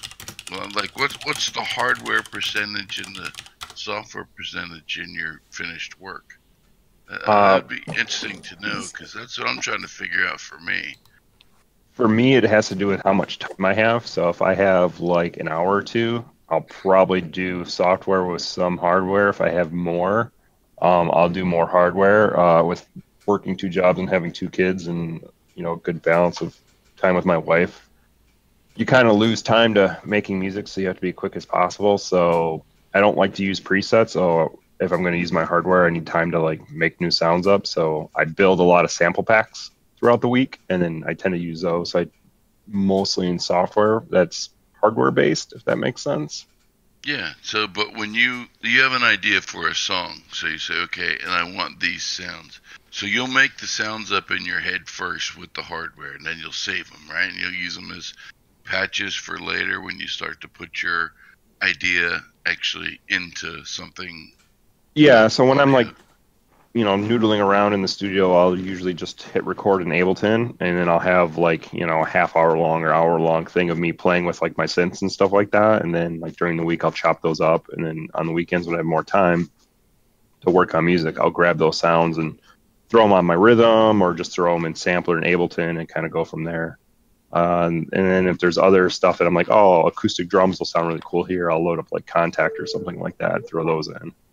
Yeah, see, because I'm looking at the chat, and it's like not really 50-50, but there's a lot of people that are just hardware people and a lot of people that are software people. And that's where I'm trying to figure out where do I want to be? Where am I going to get the best production. How am I gonna? Because I still have yet to build a workflow, and I'm a big Novation guy. I mean, I went out and bought a ton of Novation gear because I didn't want to try to learn different workflows. But now, I think I want to kind of branch out because I want different sounds. But do I get those out of a DAW or do I get those out of the equipment? So that's what I was trying to ask the chat and you and. Yeah, it comes down to, in my opinion, it comes down to how tactile do you want to be when you're creating and how much time you want to spend, say, MIDI mapping something versus just having hardware where everything's already mapped for you. Yeah, well, see, I can't conceptualize playing piano with a mouse. So I'm being an actual real musician, I have to have a piano keyboard in front of me. But still, you can drive that, obviously, with a DAW, or you can drive that MIDI with other equipment that you're designing sounds on and stuff. So that's what I'm trying to figure out a good workflow for me, because I really want to start getting more into the production and doing, like, I don't know how much stuff you sell. I'm not really interested in doing that, but I really want to get some stuff out and get people's opinion on it. And if just for me, it's cathartic to sit down and make music, I think anyone would at least think that, because when you get done with something, you're like, oh wow, that sounds good. Mm-hmm. Yeah, it's hard to figure out sometimes. And I think also where we started out talking, JT, is you kind of got back into music with the hardware stuff, and then you realized that it wasn't really for you. Because the way that you are brought up with music, if chat doesn't know, you're traditionally more classically schooled, so just sitting with a mouse and clicking doesn't work for you. But at the same time, using something like the circuit doesn't really work for you because you're not into that sort of grid-based music workflow. Right. So I think just like G says, finding your workflow is very important, and I think that there's some really big benefits to using software, because it's just that for most traditional styles of music, having like a linear view of things in a software makes so much sense. Yeah, and with a lot of DAWs, you can set up templates. So like me, I have a template set up where a lot of my stuff that I do in every single song is already there and ready for me to go, so I don't have to think about it. I can just think about like the new things. See, back in the day when I was doing a lot of keyboard stuff, that's what I did. I had an Alesis reel-to-reel and a Philips reel-to-reel, and I just hit them and start playing, like you're talking about noodling, and I just start playing them. Then I'd pick up a guitar, start playing, do whatever.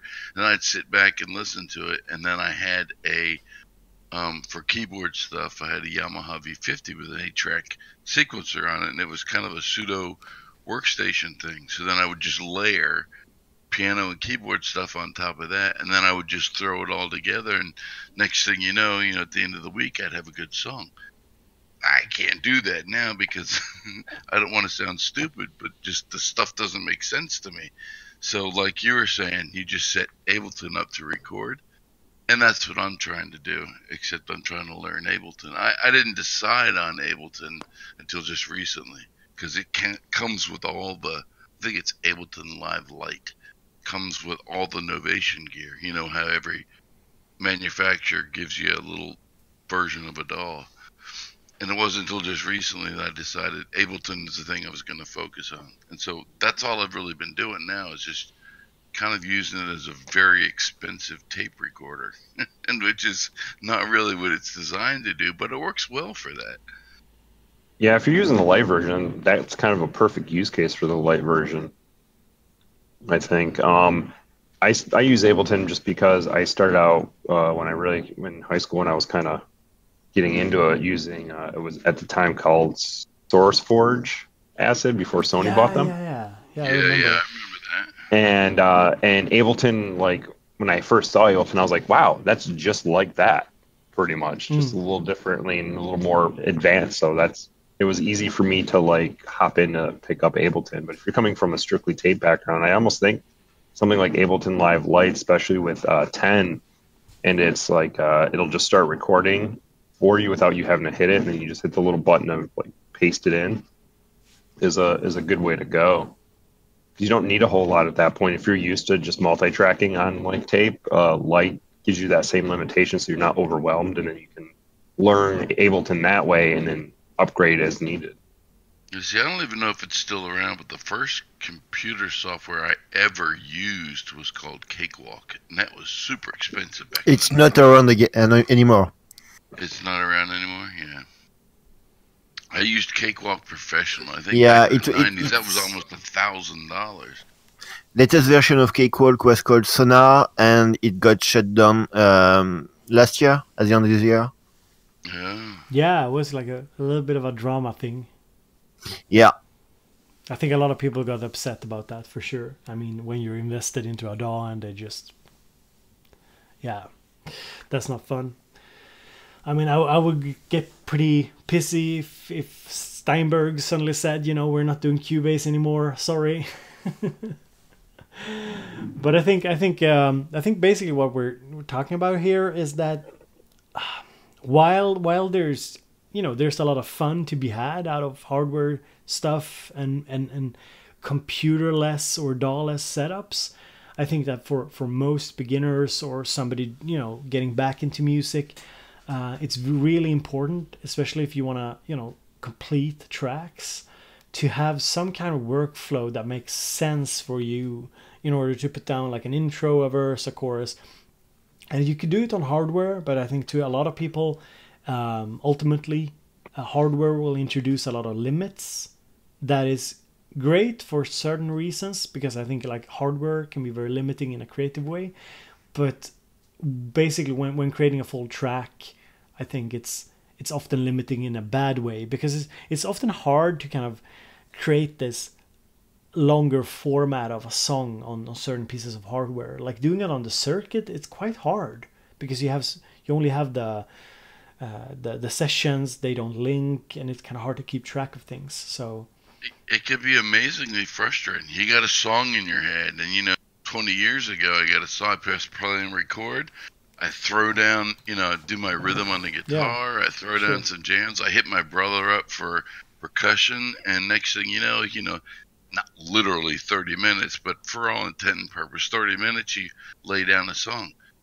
And today you get so frustrated with like, I got this in my head. How the hell do I get it in it? Because stuff just doesn't work like that anymore, and you just have to grow with the time. It works like that. You just need to find the right tools. It's all about the right tools. Yeah, what might work is if you have like a mixer or like an old desktop analog mixer, or maybe get one of those multi-track Zoom or Tascam units and plug your gear into that, and then you can noodle and record into that like you would like an old kind of tape system, and then from there just record each individual track into Ableton, and then, you know, finish it up that way. It might be a way of doing it as well. Yeah, sure. I've met a lot of the, because, you know, being with Bo for a while, a lot of these guys in the chat room I've met, you know, through the forums and through the chat, and they make some fantastic music. Yeah. And I'm like, and they'll be, yeah, well, I did this I don't know, Bo, are you still doing the music stream where you check out? Yeah, I haven't done one in a while, but I will definitely do more music review streams further down the line. It's just been kind of hard to. Yeah, I've been sick a bit, and you know. Yeah, so these guys in the chat, they go like 3 days before this stream, because we know it used to be every other Sunday, right? Yeah, sure. And then they'll go like 3 days before this, and they'll lay down something completely fresh and new. And this stuff sounds good, right? And I'm going, oh, God, darn it.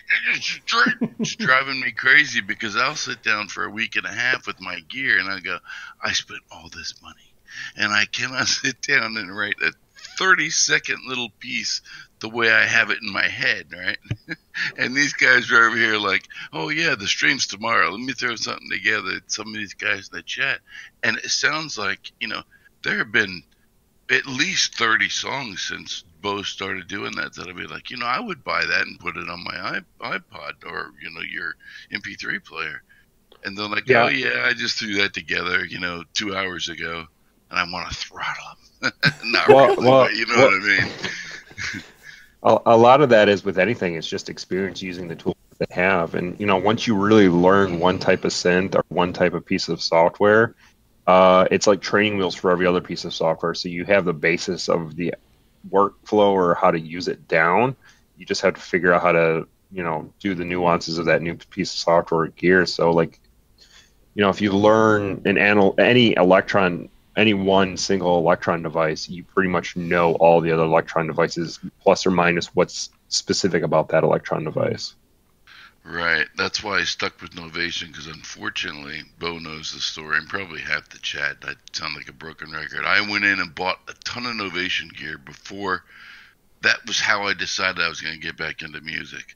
And then I wound up with a bunch of stuff that I'm not going to use and stuff that I really, really like. And what I should have done is just bought a damn Mini Nova and my Impulse 49 and Ableton. And I should have left it at that, with my other actual real saxophones and guitars. Yeah, that's how it goes.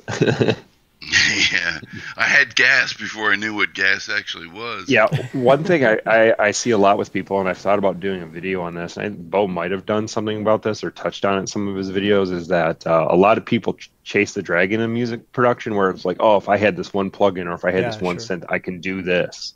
And it's really not the case. You see people using things, and yeah, that's how they're able to do that, but it doesn't mean you can't do it in other pieces of gear. You just kind of have to take the time and noodle around and play with stuff for a while. And like with anything, like it just takes time and practice. Spend an hour a day for a year and you'll know Ableton inside and out. Yeah, I think it's a lot about that, of course. It's and I think also I really think that we're talking about, there's different aspects, of course. I know you got the music theory bit down, JT, so that's not like the problem.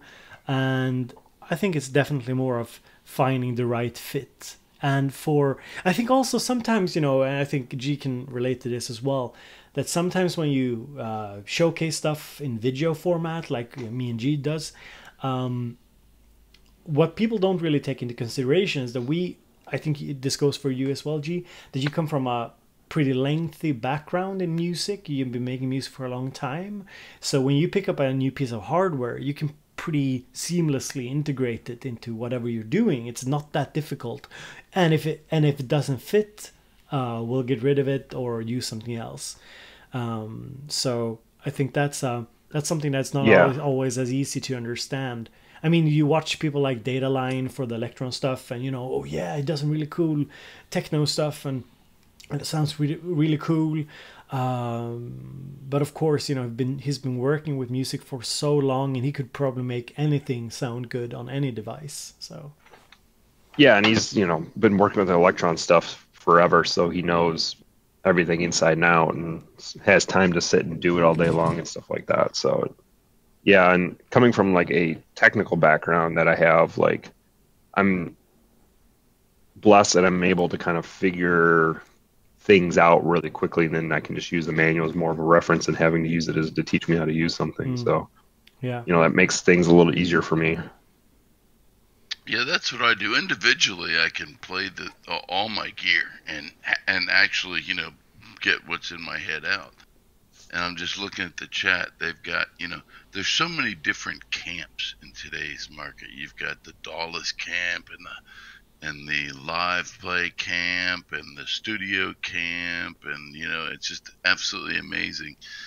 Everybody gets gets in their niche little groups, but there's a lot of Novation. Not Novation. There's a lot of Ableton users in the chat. If you go back and look at the chat, definitely. Yeah, Ableton is popular. By the way, guys, if you're enjoying the live show, don't forget to hit the little thumbs up button. And if somebody's joining in and doesn't know what the hell is going on, we're just having a little music production conversation here on Discord with some of my patrons. If you want to become one, you can go to patreon.com/bowbeats. The link is in the description. Just a little friendly reminder and ad. So it's awesome. And don't forget about the awesome what's your name we have, the forum? Yeah, simplesynth.com. $1 a month patrons get access. Is that what worked it out to? I don't want to that's false advertise. Yeah, $1 a month you get access to the forum, and a lot of the people in the chat are there, and conversations get continued there, and everybody. It's a great environment. Yeah, Questions and also there. I I know there's a couple of patrons in the chat at the moment, so I just want to say again that I'm working on the second episode of like Amazing Synth Caves. I'm working on that, so if you want to be a part of that series, getting a little bit of promotion on my channel, but also, you know, just being part of what I think is a fun concept, there's a post over on Simple Synth to join in. And I have one guy who's already sent me some really good material for the second episode. And I'm waiting for you, Matt. I'm waiting for you, Matt, to hit me up with some good content. My apartment is currently a warfield. Okay. That's, everywhere. yeah, it's fine. It's fine. Is this yeah. the studio? But Yeah, the studio tour episodes. Yeah. I think we'll have completed the move this week, so I might be able to do something next weekend, and I'll send you right away. Yeah, that's awesome.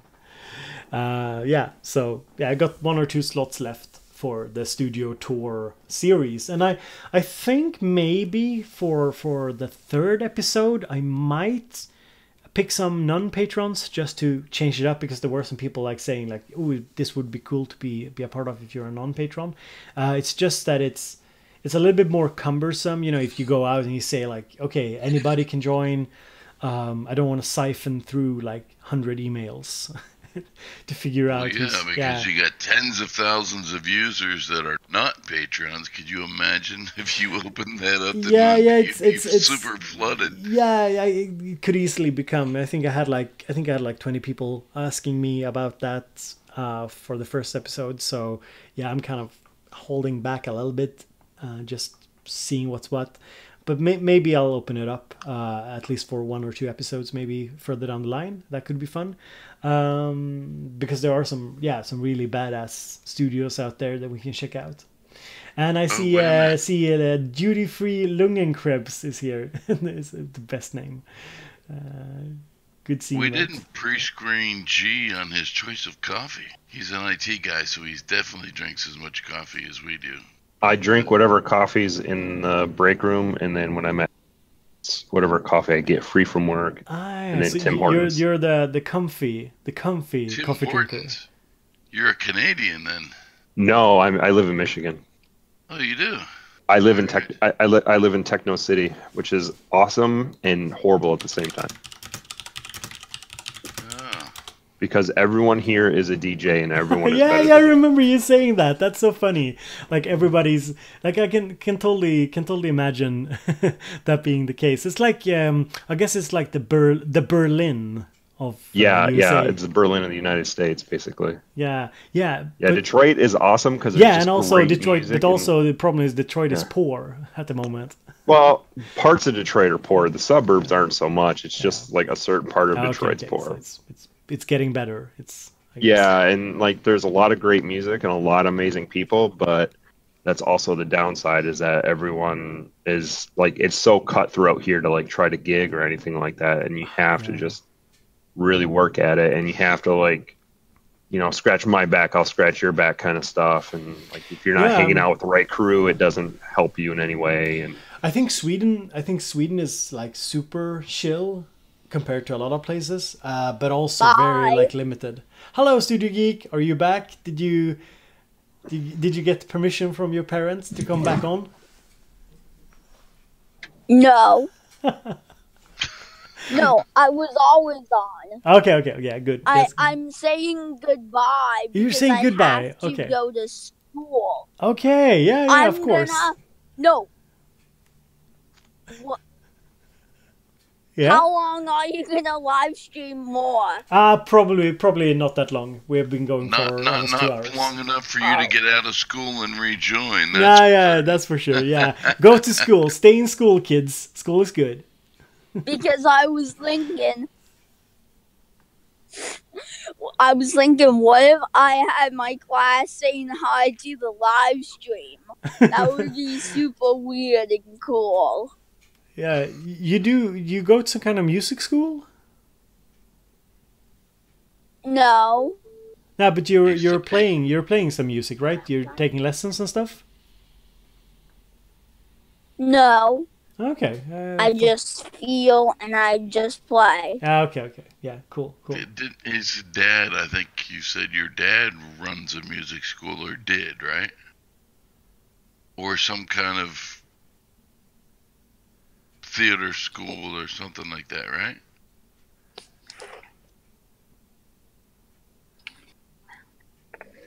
Yeah. Okay, Yeah, that's cool. okay. That's cool. Well, you have a great day at school, mates. Pretty cool. Have a great day at school, and don't, and as Okay. usual, no drugs, no alcohol. Keep it safe. You know, no guns, no stuff like that. You know, I feel I need to. This is a family-friendly stream. This is a family-friendly stream, and I want to be a good role model here. So none of the bad stuff.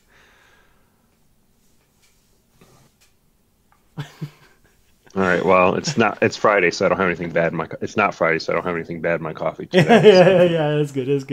Wait.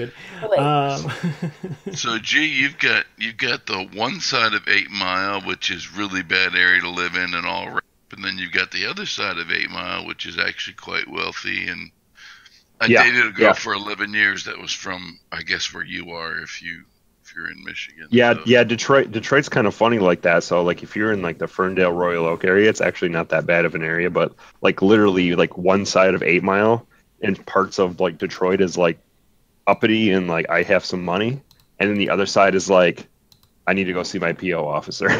Yeah, well, when I was actually out there to visit her family, this was years ago, I think like 1999, 2000, 2001. I said, "Is this like the 8 Mile from Eminem?" She goes, "Oh yeah." She goes, Yeah. And whatever street that is, the highway that goes in 8 Mile goes, you either go over it or under it. She said, "Yeah." I can't remember which direction, but she goes, "Yeah, you don't want to go right. You don't want to go that way. You'll get shot. You want to go this way." And then, you know, and you could go sit at the Starbucks or whatever, and you'll be, nice. Yeah, Like, yeah. oh, okay. Detroit's an interesting area. I love downtown. Like the core, like downtown, is really awesome and nice. It still has, you got to be careful and stuff like that, but it's really awesome. That's where like when I gig a lot down there. So but then there's play like out.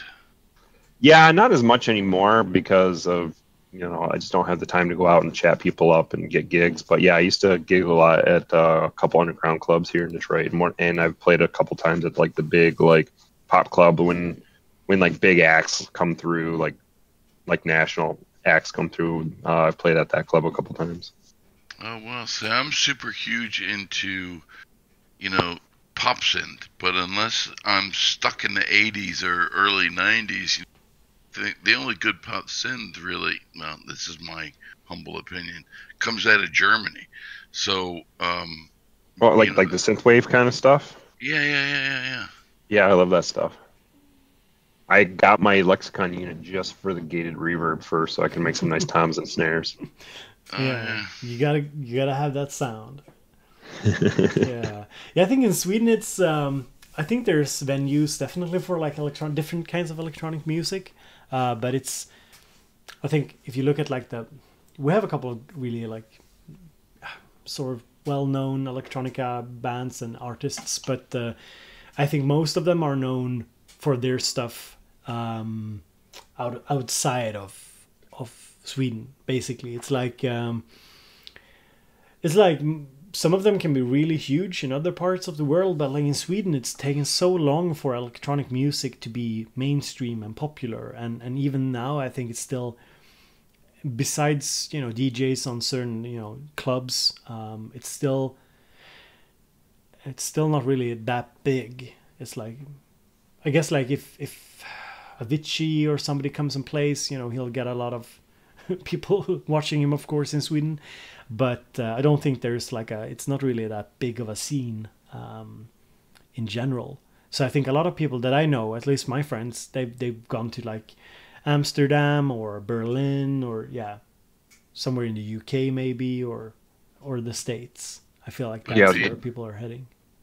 Yeah, the thing with Detroit that's really awesome is that the one underground club that most people play at is that you can pretty much play any style of music there. Like if you get booked, you can play whatever you want, as long as it's good, because you'll get filtered out pretty quickly if you're not that great at it. But You can be a hardcore synthwave person or drum and bass person or dubstep person or techno or house or really any genre of electronic music or like an eclectic live artist. And, if you know the people, you can get yourself booked and you'll find an audience. Well, if you're like me, I don't know, I'm IT, both hardware and software, retired. I've been retired for over 8 years, but, there wasn't a day where if I was coding, I was listening to techno. They didn't have all the genres like they do now. I mean, it was pretty much called industrial or techno back in the 80s, and it was all underground. Mm-hmm. But that's it. I mean, it's just so awesome and mathematical and rhythmic that you can just have that blast and really focus on what you're doing. And for years, and people look at me and go, "Okay, you like this stuff? It all sounds the same." I'm like, "No, it doesn't. This song is completely different than that one." But if you're not into it, people are like, "No, it all sounds the same. How can you listen to that?" Yep. Yeah, that's been how it's been in Sweden as well. Too much snow this winter, Heathcliff. I wish we had snow in the Panhandle of Florida. We don't get much snow. Yeah, we've had way too much snow this winter here in Michigan. It's been insane. Like, it snowed probably like a foot, maybe a foot and a half from the last 4 or 5 days. We didn't have any snow here. We had a couple of days like around Christmas, but and then as usual, like a month passes and then there's a ton of snow. Super annoying. Like, you want snow on Christmas. Like Lena, my wife, she was really up, as usual, kind of upset about that. No snow on Christmas, and then it hits in Sweden. It hits like in mid to late January, and then you have February with snow, and it's super annoying. Hayes, we actually got snow 3 weeks ago. It snowed twice in the last 8 years in the Panhandle. The first time it just flurried, huge, like cotton ball, snow came down hard, just didn't stick. And then the last time, which was about 3 weeks ago, it literally stuck on it. It looked like frost, but it literally stuck on the ground. And the Gulf of Mexico is, it's beautiful. So we have Simon the Magpie in the chat as well. Hello, Simon. What's up, my man? He says, "Fuck snow." Literally. Yeah, I know. Simon. Now I know Simon, and I'm quite sure that he literally could fuck snow. Just makes like a funny video about that. Fucking the snow. But that would be interesting. Like I have my Bob Eats food synth fetish thing going, licking synths and eating synths and stuff. But Simon could probably do something with snow. That's it. So you've graduated from coffee to eating sins. Is that yeah. I think that's where we're heading. Like licking sins taking up. I think that's the new Eurorack niche I'm heading for. Like licking modules and stuff. I want to call this guy out because in the chat because I freaking love his name. Do you pronounce it in vain? Is that what you're going to do? Because you're doing lead speak, so he's got to be a computer guy or some kind of techie, but I love that. In vain. ENV4 in 3. Yeah, cool. I would read as in vain, but I love that name. And we have Dual Tracks. I think that's how you say it, Dual Tracks, yeah, is here as well. He also does some YouTube stuff, and he asks a question here. What do you guys think about bearing a neutron? So, G, what's up? Do you like the neutron? I like the idea of it and where they're going with it. I haven't heard enough of it to really form a hardcore opinion of it, but I like the idea of it. It almost seems like they're going, hey, we're going to reissue an older synth because we're able to, and then we're going to basically take that same idea and make our own synth with it. It's kind of like what they did with, I bet you a lot of the architecture underneath comes from what they did with the Model D. And then they're just adding on to what they did with the Model D, and they're calling it the Neutron. Yeah. I spoke to DivKid yesterday on his show, and and I was, I stuck up my neck and said that it's very cool, but the color looks really fugly. yeah, I'm not a fan of the color. No, it's I'm really hesitant about the color. I mean, there's like a retro vibe to it, but I don't know. I said like the graphics on the unit itself looks like it's been made in paint, and I'm not sure if I dig that. Yeah, It looks like that. I made it in paint. It looks like something that's how I know it's like not really that good design, because I know like I could do it and I'm really poor at designing stuff. So yeah. You have to be able to do creative stuff, since you can write music. It makes you a creative brain. You know the whole left brain, right brain thing. Yeah, sure. Yeah, I mean I could probably do something decent, but I'm not really good with, like, I'm starting out to focus more on graphics and stuff for my channel, but I'm not really into it that much. And I see, let's see here. Simon the Magpie says, "Fuck Behringer. Not at all literally. Just don't support imperialism in gear." Okay, yeah. That's a point of view for sure. Even though I must say that Uli, I mean, he does look good. So, I mean, that's one way you could do it, Simon, as well. I'm not judging. And Dual Track says, "I hate the color of the Neutron. That red makes me cringe. But I guess it will make more people enter the Eurorack world." And I think like the Neutron seems like a super solid entryway into Eurorack because it's very inexpensive compared to a lot of the competition. Like it's half the price of a Mother 32. So yeah, that makes sense.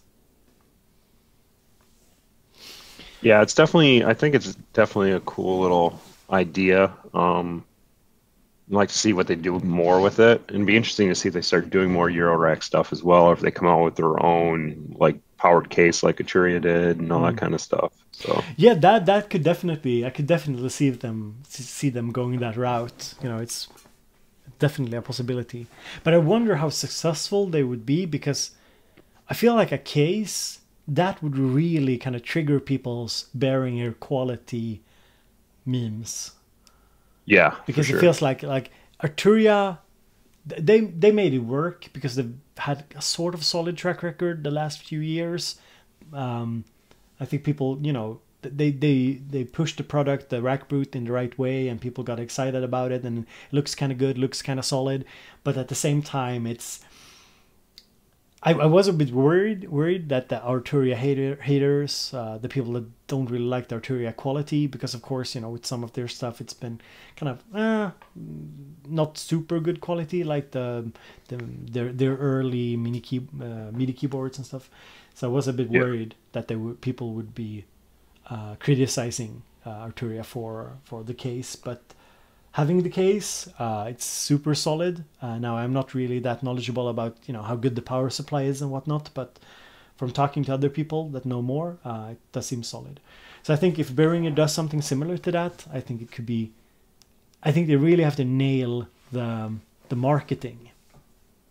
Yeah, that's one thing when it comes to gear, is you could have one piece of bad gear as a company, and then that's all everyone ever remembers, and then you're kind of stuck with that, and you have to fight to get around that.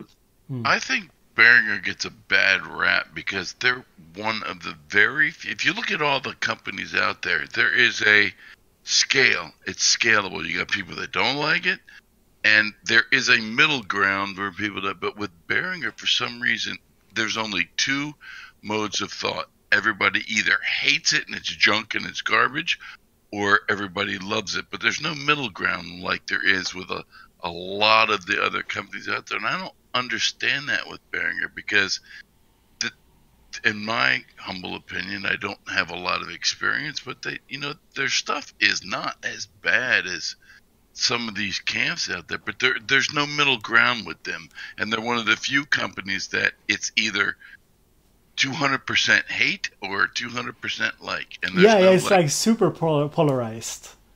I think it comes down to, like, in my experience, and other people that I've talked to, experiences that the people who really hate them were let down at a critical moment with their gear.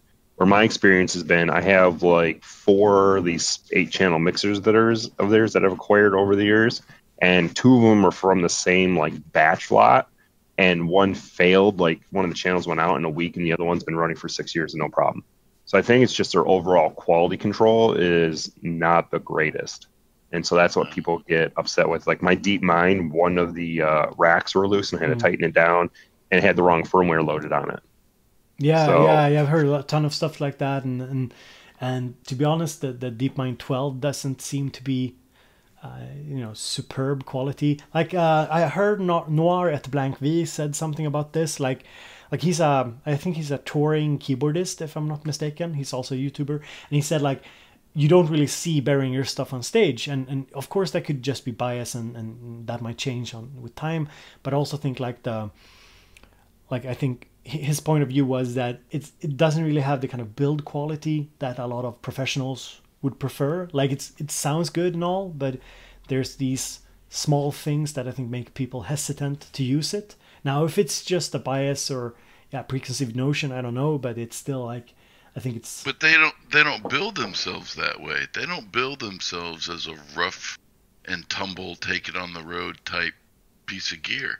And if you take some Behringer gear and you put it in a studio and you're not playing football with it, I think it would last forever. And Yeah, sure. I mean, I don't think the designed quality for. is that bad.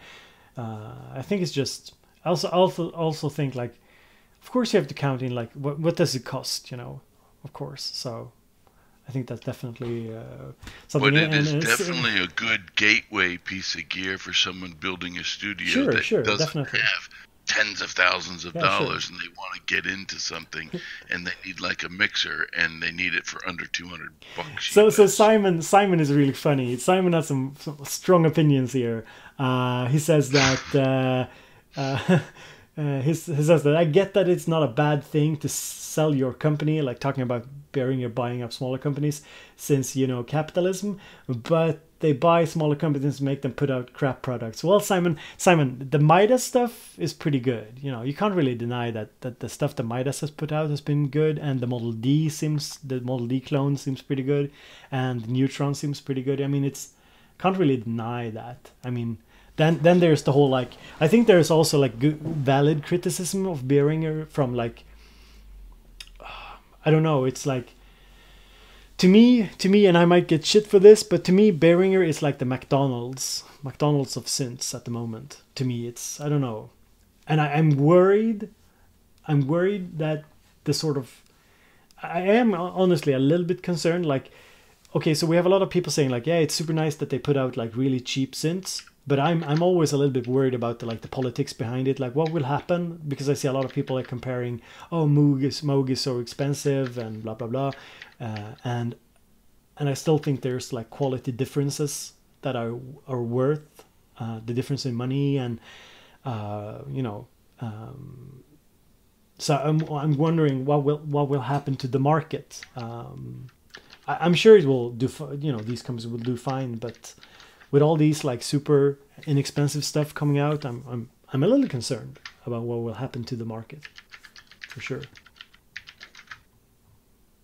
So Yeah, I think it won't affect like the big guys like Dave Smith and Moog or any of those guys a whole lot.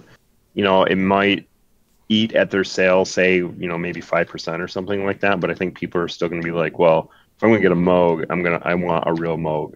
I want to have that brand recognition. And the people who are just starting out are going to get the lesser expensive ones, and they may upgrade as things go.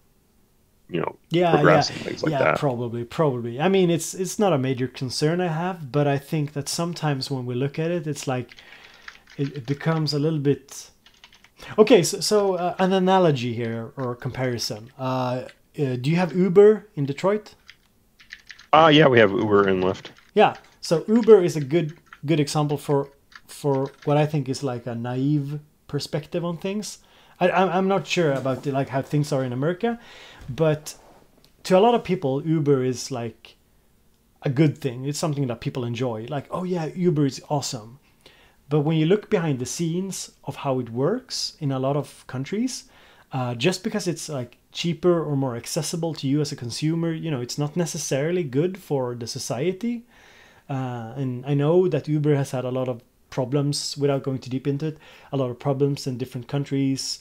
And there's problems with, of course, like the how do you say, like the safety, the employment safety when you're an Uber driver and stuff like that. So I'm not entirely sure. Like it's from a consumer point of view, certain things can be awesome, certain things can feel really good, but when you're looking, like there's always like the downside that there might be consequences for society or for the development of a country. You see that in a lot of things. Like think of like 20 years ago, a laptop cost you $1,000. Sure. Now you can get a laptop for like $300, but it's a piece of garbage. But people are buying it because they want a $300 laptop. Yeah, and it's I'm not like that naive that I think that this is just good for just because it's like cheaper or everything's more accessible. So I think that's because that I think we have to take into consideration when we talk about like Moogs, for example, being more expensive, and are they really worth the money? Well, it's the same for the Electron stuff. Like they're mainly produced out of Sweden. Now the parts are, of course, I suppose, I haven't looked, but they're Chinese made parts. I don't know where they're put it together, but having a company based in Sweden, it's hella expensive. Like it's a definitely, and I don't really think you could see, like, imagine Teenage Engineering, like a company like that based in Stockholm. I mean, you can't really see that company being based somewhere else. And it's like it's the OP1 is like it's a product of the culture, and of course that will reflect prices. And sometimes I think we forget that that it's very natural that some things will cost more, and we just have to ask ourselves, beside the sound, beside what we're going to use it, where do we want to put our money? What companies do we feel have the integrity or the company culture that we want to support? Because we're basically making it, we're making like a political decision with our money. That being said, I don't really have anything against Behringer strongly. Just a little bit concerned about like the conversations around it, because it's a lot of the conversations. I'm not saying like the people viewing this live stream think this, but a lot of the conversation boils down to like people saying like, yeah, but it sounds just as good as a Model D, and I'm like, yeah, but the Model D is still something different. Like it's inherently different. They could sound 100% the same, but it's still, you're still making a choice with your money, and you have to reflect on that. Well, I have a question regarding this, both to all of us here in the voice and in the chat. What do you think about the future in, say, 5 years from now, where you have plugins like the Yamaha DX7, all that, and a MIDI controller? Where do you think that's going to fit in comparison to actual production of gear? Do you think we're going to go into the future where everything is an emulation of hardware that's done in plugins? Or do you think that hardware is going to continue to be, a driving force of the industry in, like, say, 5 or 10 years from now? Because a lot of these plugins are, amazingly good. I mean, you can sit down and buy a plugin for $200 that emulates a piece of gear that's $1,200, and you get a $100 MIDI controller, and you slap it into Ableton, and then you've got all the post effects processing that you can do that's over and above the gear, that's the hardware piece of gear. That's a pretty interesting perspective to view when you can say, all right, so for $800 I can get this, or for $1,000 in pedals and $1,200 in gear I can get this, and then I still have to put it in something like a DAW for post processing. Where do you think that's going to drive the market in, say, 5 or 10 years from now? Or is that too deep of a... I think it's going to still pretty much be the same as it is now. I mean, if you look at like DJing, people are still using vinyl and saying that's the only way to DJ. I think you're still going to have your hardcore people that are going to be doing hardware, and the companies are going to keep doing hardware. Now, they may start doing more software editors, or companies may release their own software versions of their hardware versus other companies modeling it. But I think you're still going to have pretty much the same, plus or minus of what you have today, because people like to have things to hold on to, and people like to be like, hey, I have hardware, I'm better, or hey, I have this software, I'm better because it can do more than your crappy hardware. Yeah, but taking your example, right, and my question, look at this. How many Philips 2000 decks do you see where people are mixing literally with vinyl? And how many of them are these, even though it's hardware gear, it's still MP3s, a notebook computer, and then you've got your dual decks in your mixers, but it's not vinyl. You know, it's an incorporation of almost like MIDI hardware that's running, you know, software for that hardware, but you're still using hardware, but it's no longer, you know, real literal turntables hooked together like it used to be 10 years ago. Yeah, I'm a bad one for that question because every show I play at, people like half the people are still using vinyl. Oh, really? In your area? Yeah. Yeah, and then like maybe 30-40% are using CDJs, which is kind of basically what you're saying, and then the rest is using like MIDI controllers and Tractor or something like that. Yeah, a lot of people still use vinyl. Like in Detroit, vinyl's still a huge thing, and releasing on vinyl is still like a big thing in Detroit.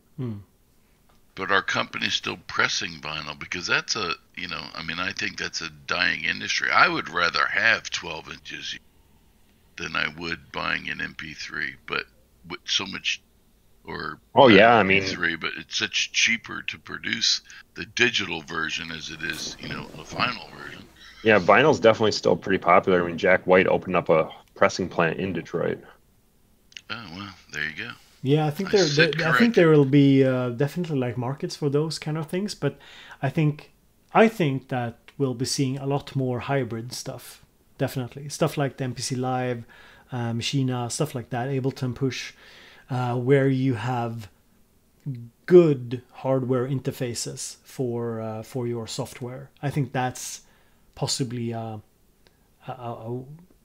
something we'll see a lot more of, because if you look at, like, I saw some examples, Dual Tracks put out some examples here, like the professionals tend to go for software because it's faster, it's instant recall, you know, you don't really have time for those big, oh, did I get a message? You don't really have time for those big rigs. They take a lot of time to manage.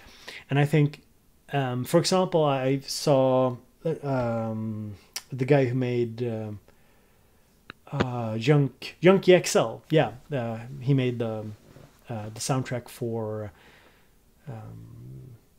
which movie was it? I mixed it up with Blade Runner. He didn't do Blade Runner, but he did Mad Max, for example.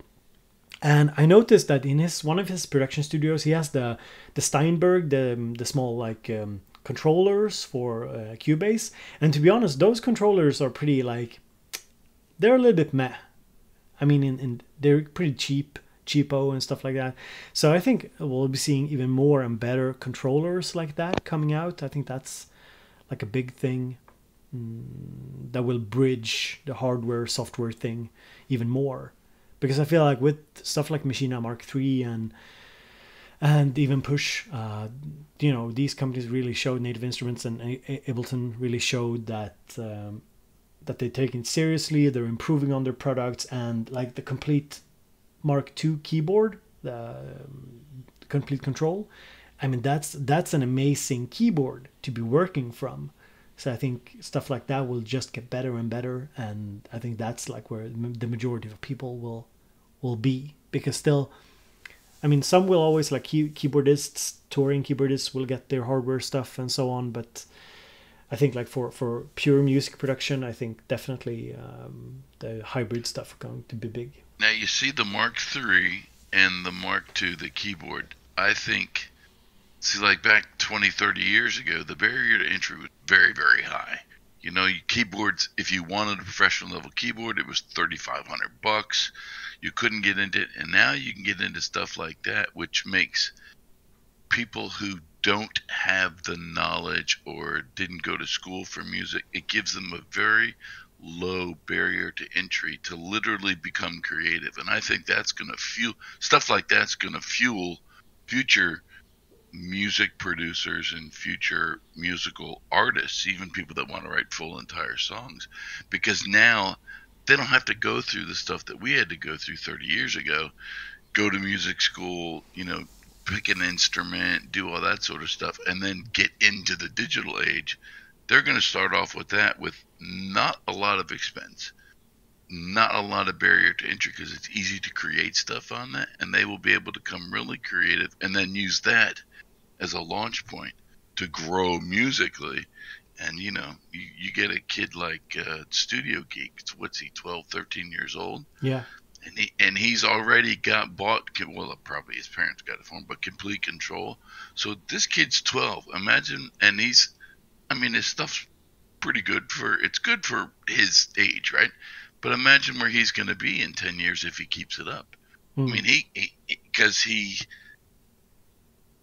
started with this stuff, and the barrier to entry wasn't, very difficult for him.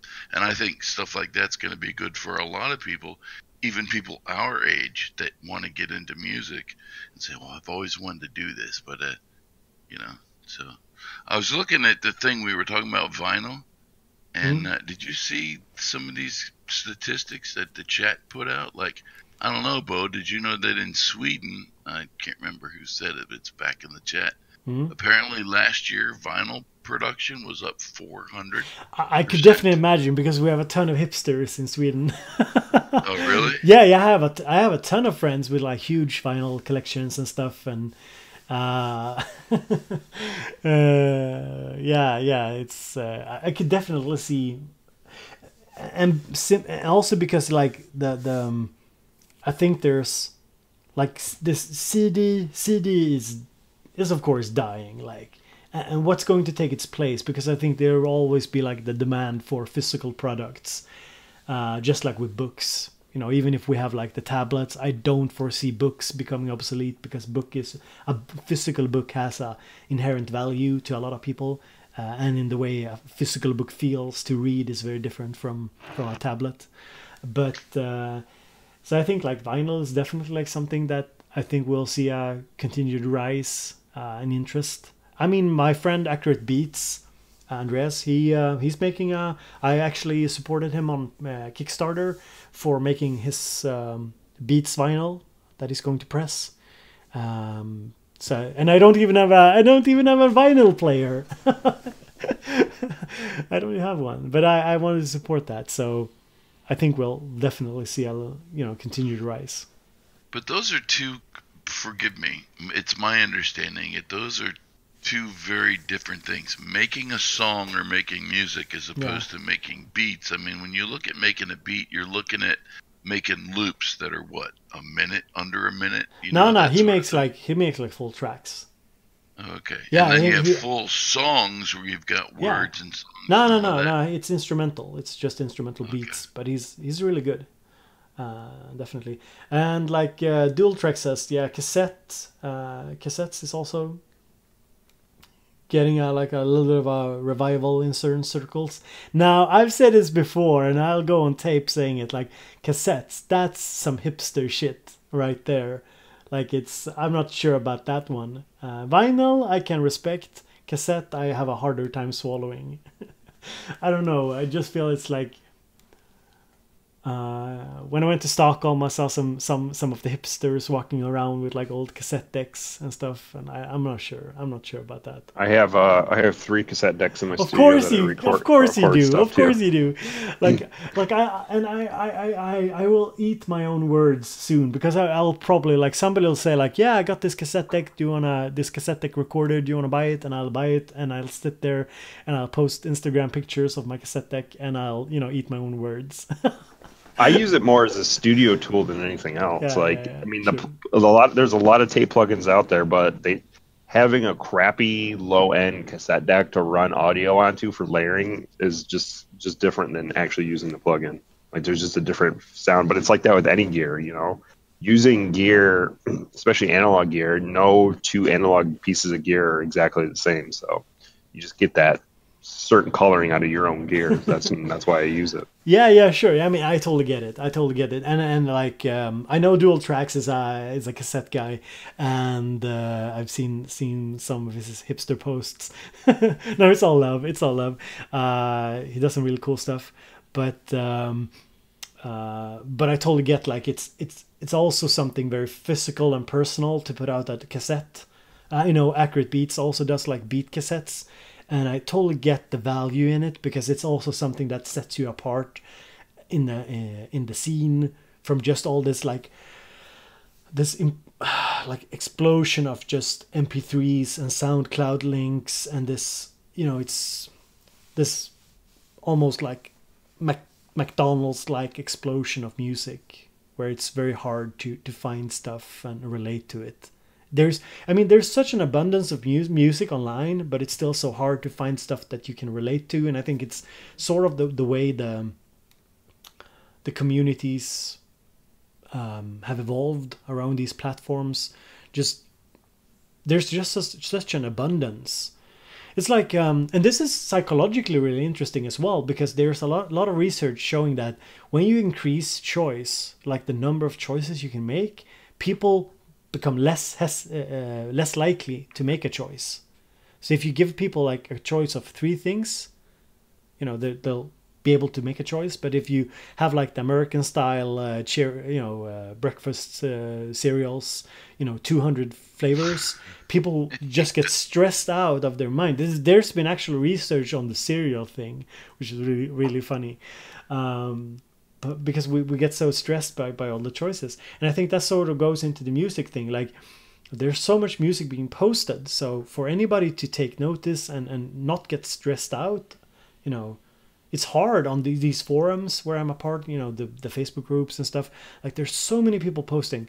So I think if somebody comes out and says, like, here's a cassette, you know, that's something you can focus on. Like, how many people do you know that outputs a cassette? Like 10 people? And okay, so pick one of them. I think that makes a lot of sense psychologically. Yeah, Go ahead, G. I'm sorry. Oh, I can agree with the stressing out when you have too many choices. I give myself like a yearly gear budget, and so whatever gear I can get for that budget is what I end up getting. And as my post on the Synth forum about what would you spend $1,000 on, it's like, oh, I'd really want this, and then it's like, oh wait, well I can get these 2 things. Oh wait, I can get 4 other things plus this one other thing. So, and then I have like lengthy FaceTime conversations with a friend of mine that we're going to probably start recording, like pros and cons on gear and how it would fit in my setup and why I should get this over that, and if it's really worth getting now when I already have this and all that other kind of stuff. So having a lot of choices definitely will stress you out about stuff. In the early 2000s, there was a piece of gear that came out that Sony invented, and then other companies jumped on the bandwagon. I do not remember what. It's not mini disc.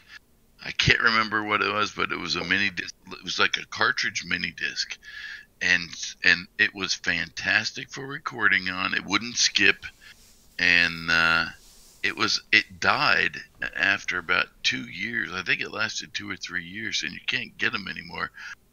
I loved that piece of technology, and it was like a mini disc inside a cartridge, and Sony did it. And for the life of me, do you know what I'm talking about? Does the chat know what I'm talking about? I think it was called mini disc. Yeah, mini disc. Was that what it was? Yeah. Mini disc? Yeah, I had one. I recorded some of my first music. Like, the first stuff I did was on cassette. I took a mic and I did it on music, the PlayStation game, and I mic'd up the TV and I recorded onto cassette. Now that's some hipster stuff for you guys. Like, that's some hardcore hipster stuff. and yeah, Matt, sorry. I think the first mix I did, I recorded the soundtrack from the movie, the John Woo movie, Hard Boiled. I recorded the bullet sounds, the case dropping on the floor, and I used that as percussions for a track I did using mic, tapes and so on. That was just weird and quite bad, but that's just all I had at the time. Yeah. Then I moved on to mini discs because I bought a mini disc player. I think it was a Sony or a Philips maybe that had Philips and Sony did, right. So I had the aux input, so I could just go line out from the TV or my computer. And then later my RM1X, or about the same time, my RM1X, and the stuff I did on my Mac as well. So I thoroughly, I think I still have the discs. I still have the mini disc player and the discs in like a box somewhere. That's awesome. I wish that would come back. But honestly, guys, like the next Bow Beats project is going to be all VHS. Like I'm serious, and not just the music. Like, I'm going hardcore hipster lo-fi stuff. I'm going to record all my videos onto VHS, and then I'll play them back on like an old CTR or whatever they're called, like an old TV, and I'll video film that onto like a tape, like a VHS video camera, and then I'll get it into the computer. Like totally super many steps. It'll be super lo-fi cool, and people will be like, yeah, this is awesome. In like 86, we used to mic up a grand piano with a Philips 4-track reel-to-reel. And then we were trying to do stuff like the Cars, you know. So what we would do is, now here you want. We were taking the tape. We were literally splicing the tape and then flipping it so that it would play backwards, and that because we didn't have the stuff to do the digital effects that we did, and we were trying to emulate some stuff that, you know, that the Cars did back then and everything else. So we would sit in a big giant music room, you know, like kind of a music hall thing, and we had several pianos, so we were doing that and trying to get this big echo chamber effect, and we had mics like all over everywhere, and we would lay down 4 tracks, and then we would go and splice the tracks together, and then we'd come out with some, you know, to us it was awesome and interesting, but it was some really horrible garbage. But, you know, but that's what we were doing to experiment back in, you know, like 85 and 86. Yeah, that's cool. I'm sitting here reading the chat. Yeah, I was reading as well. And guys, if you're watching and haven't hit the little thumbs up button, hit the thumbs up button. We have 5 angry bots in the chat.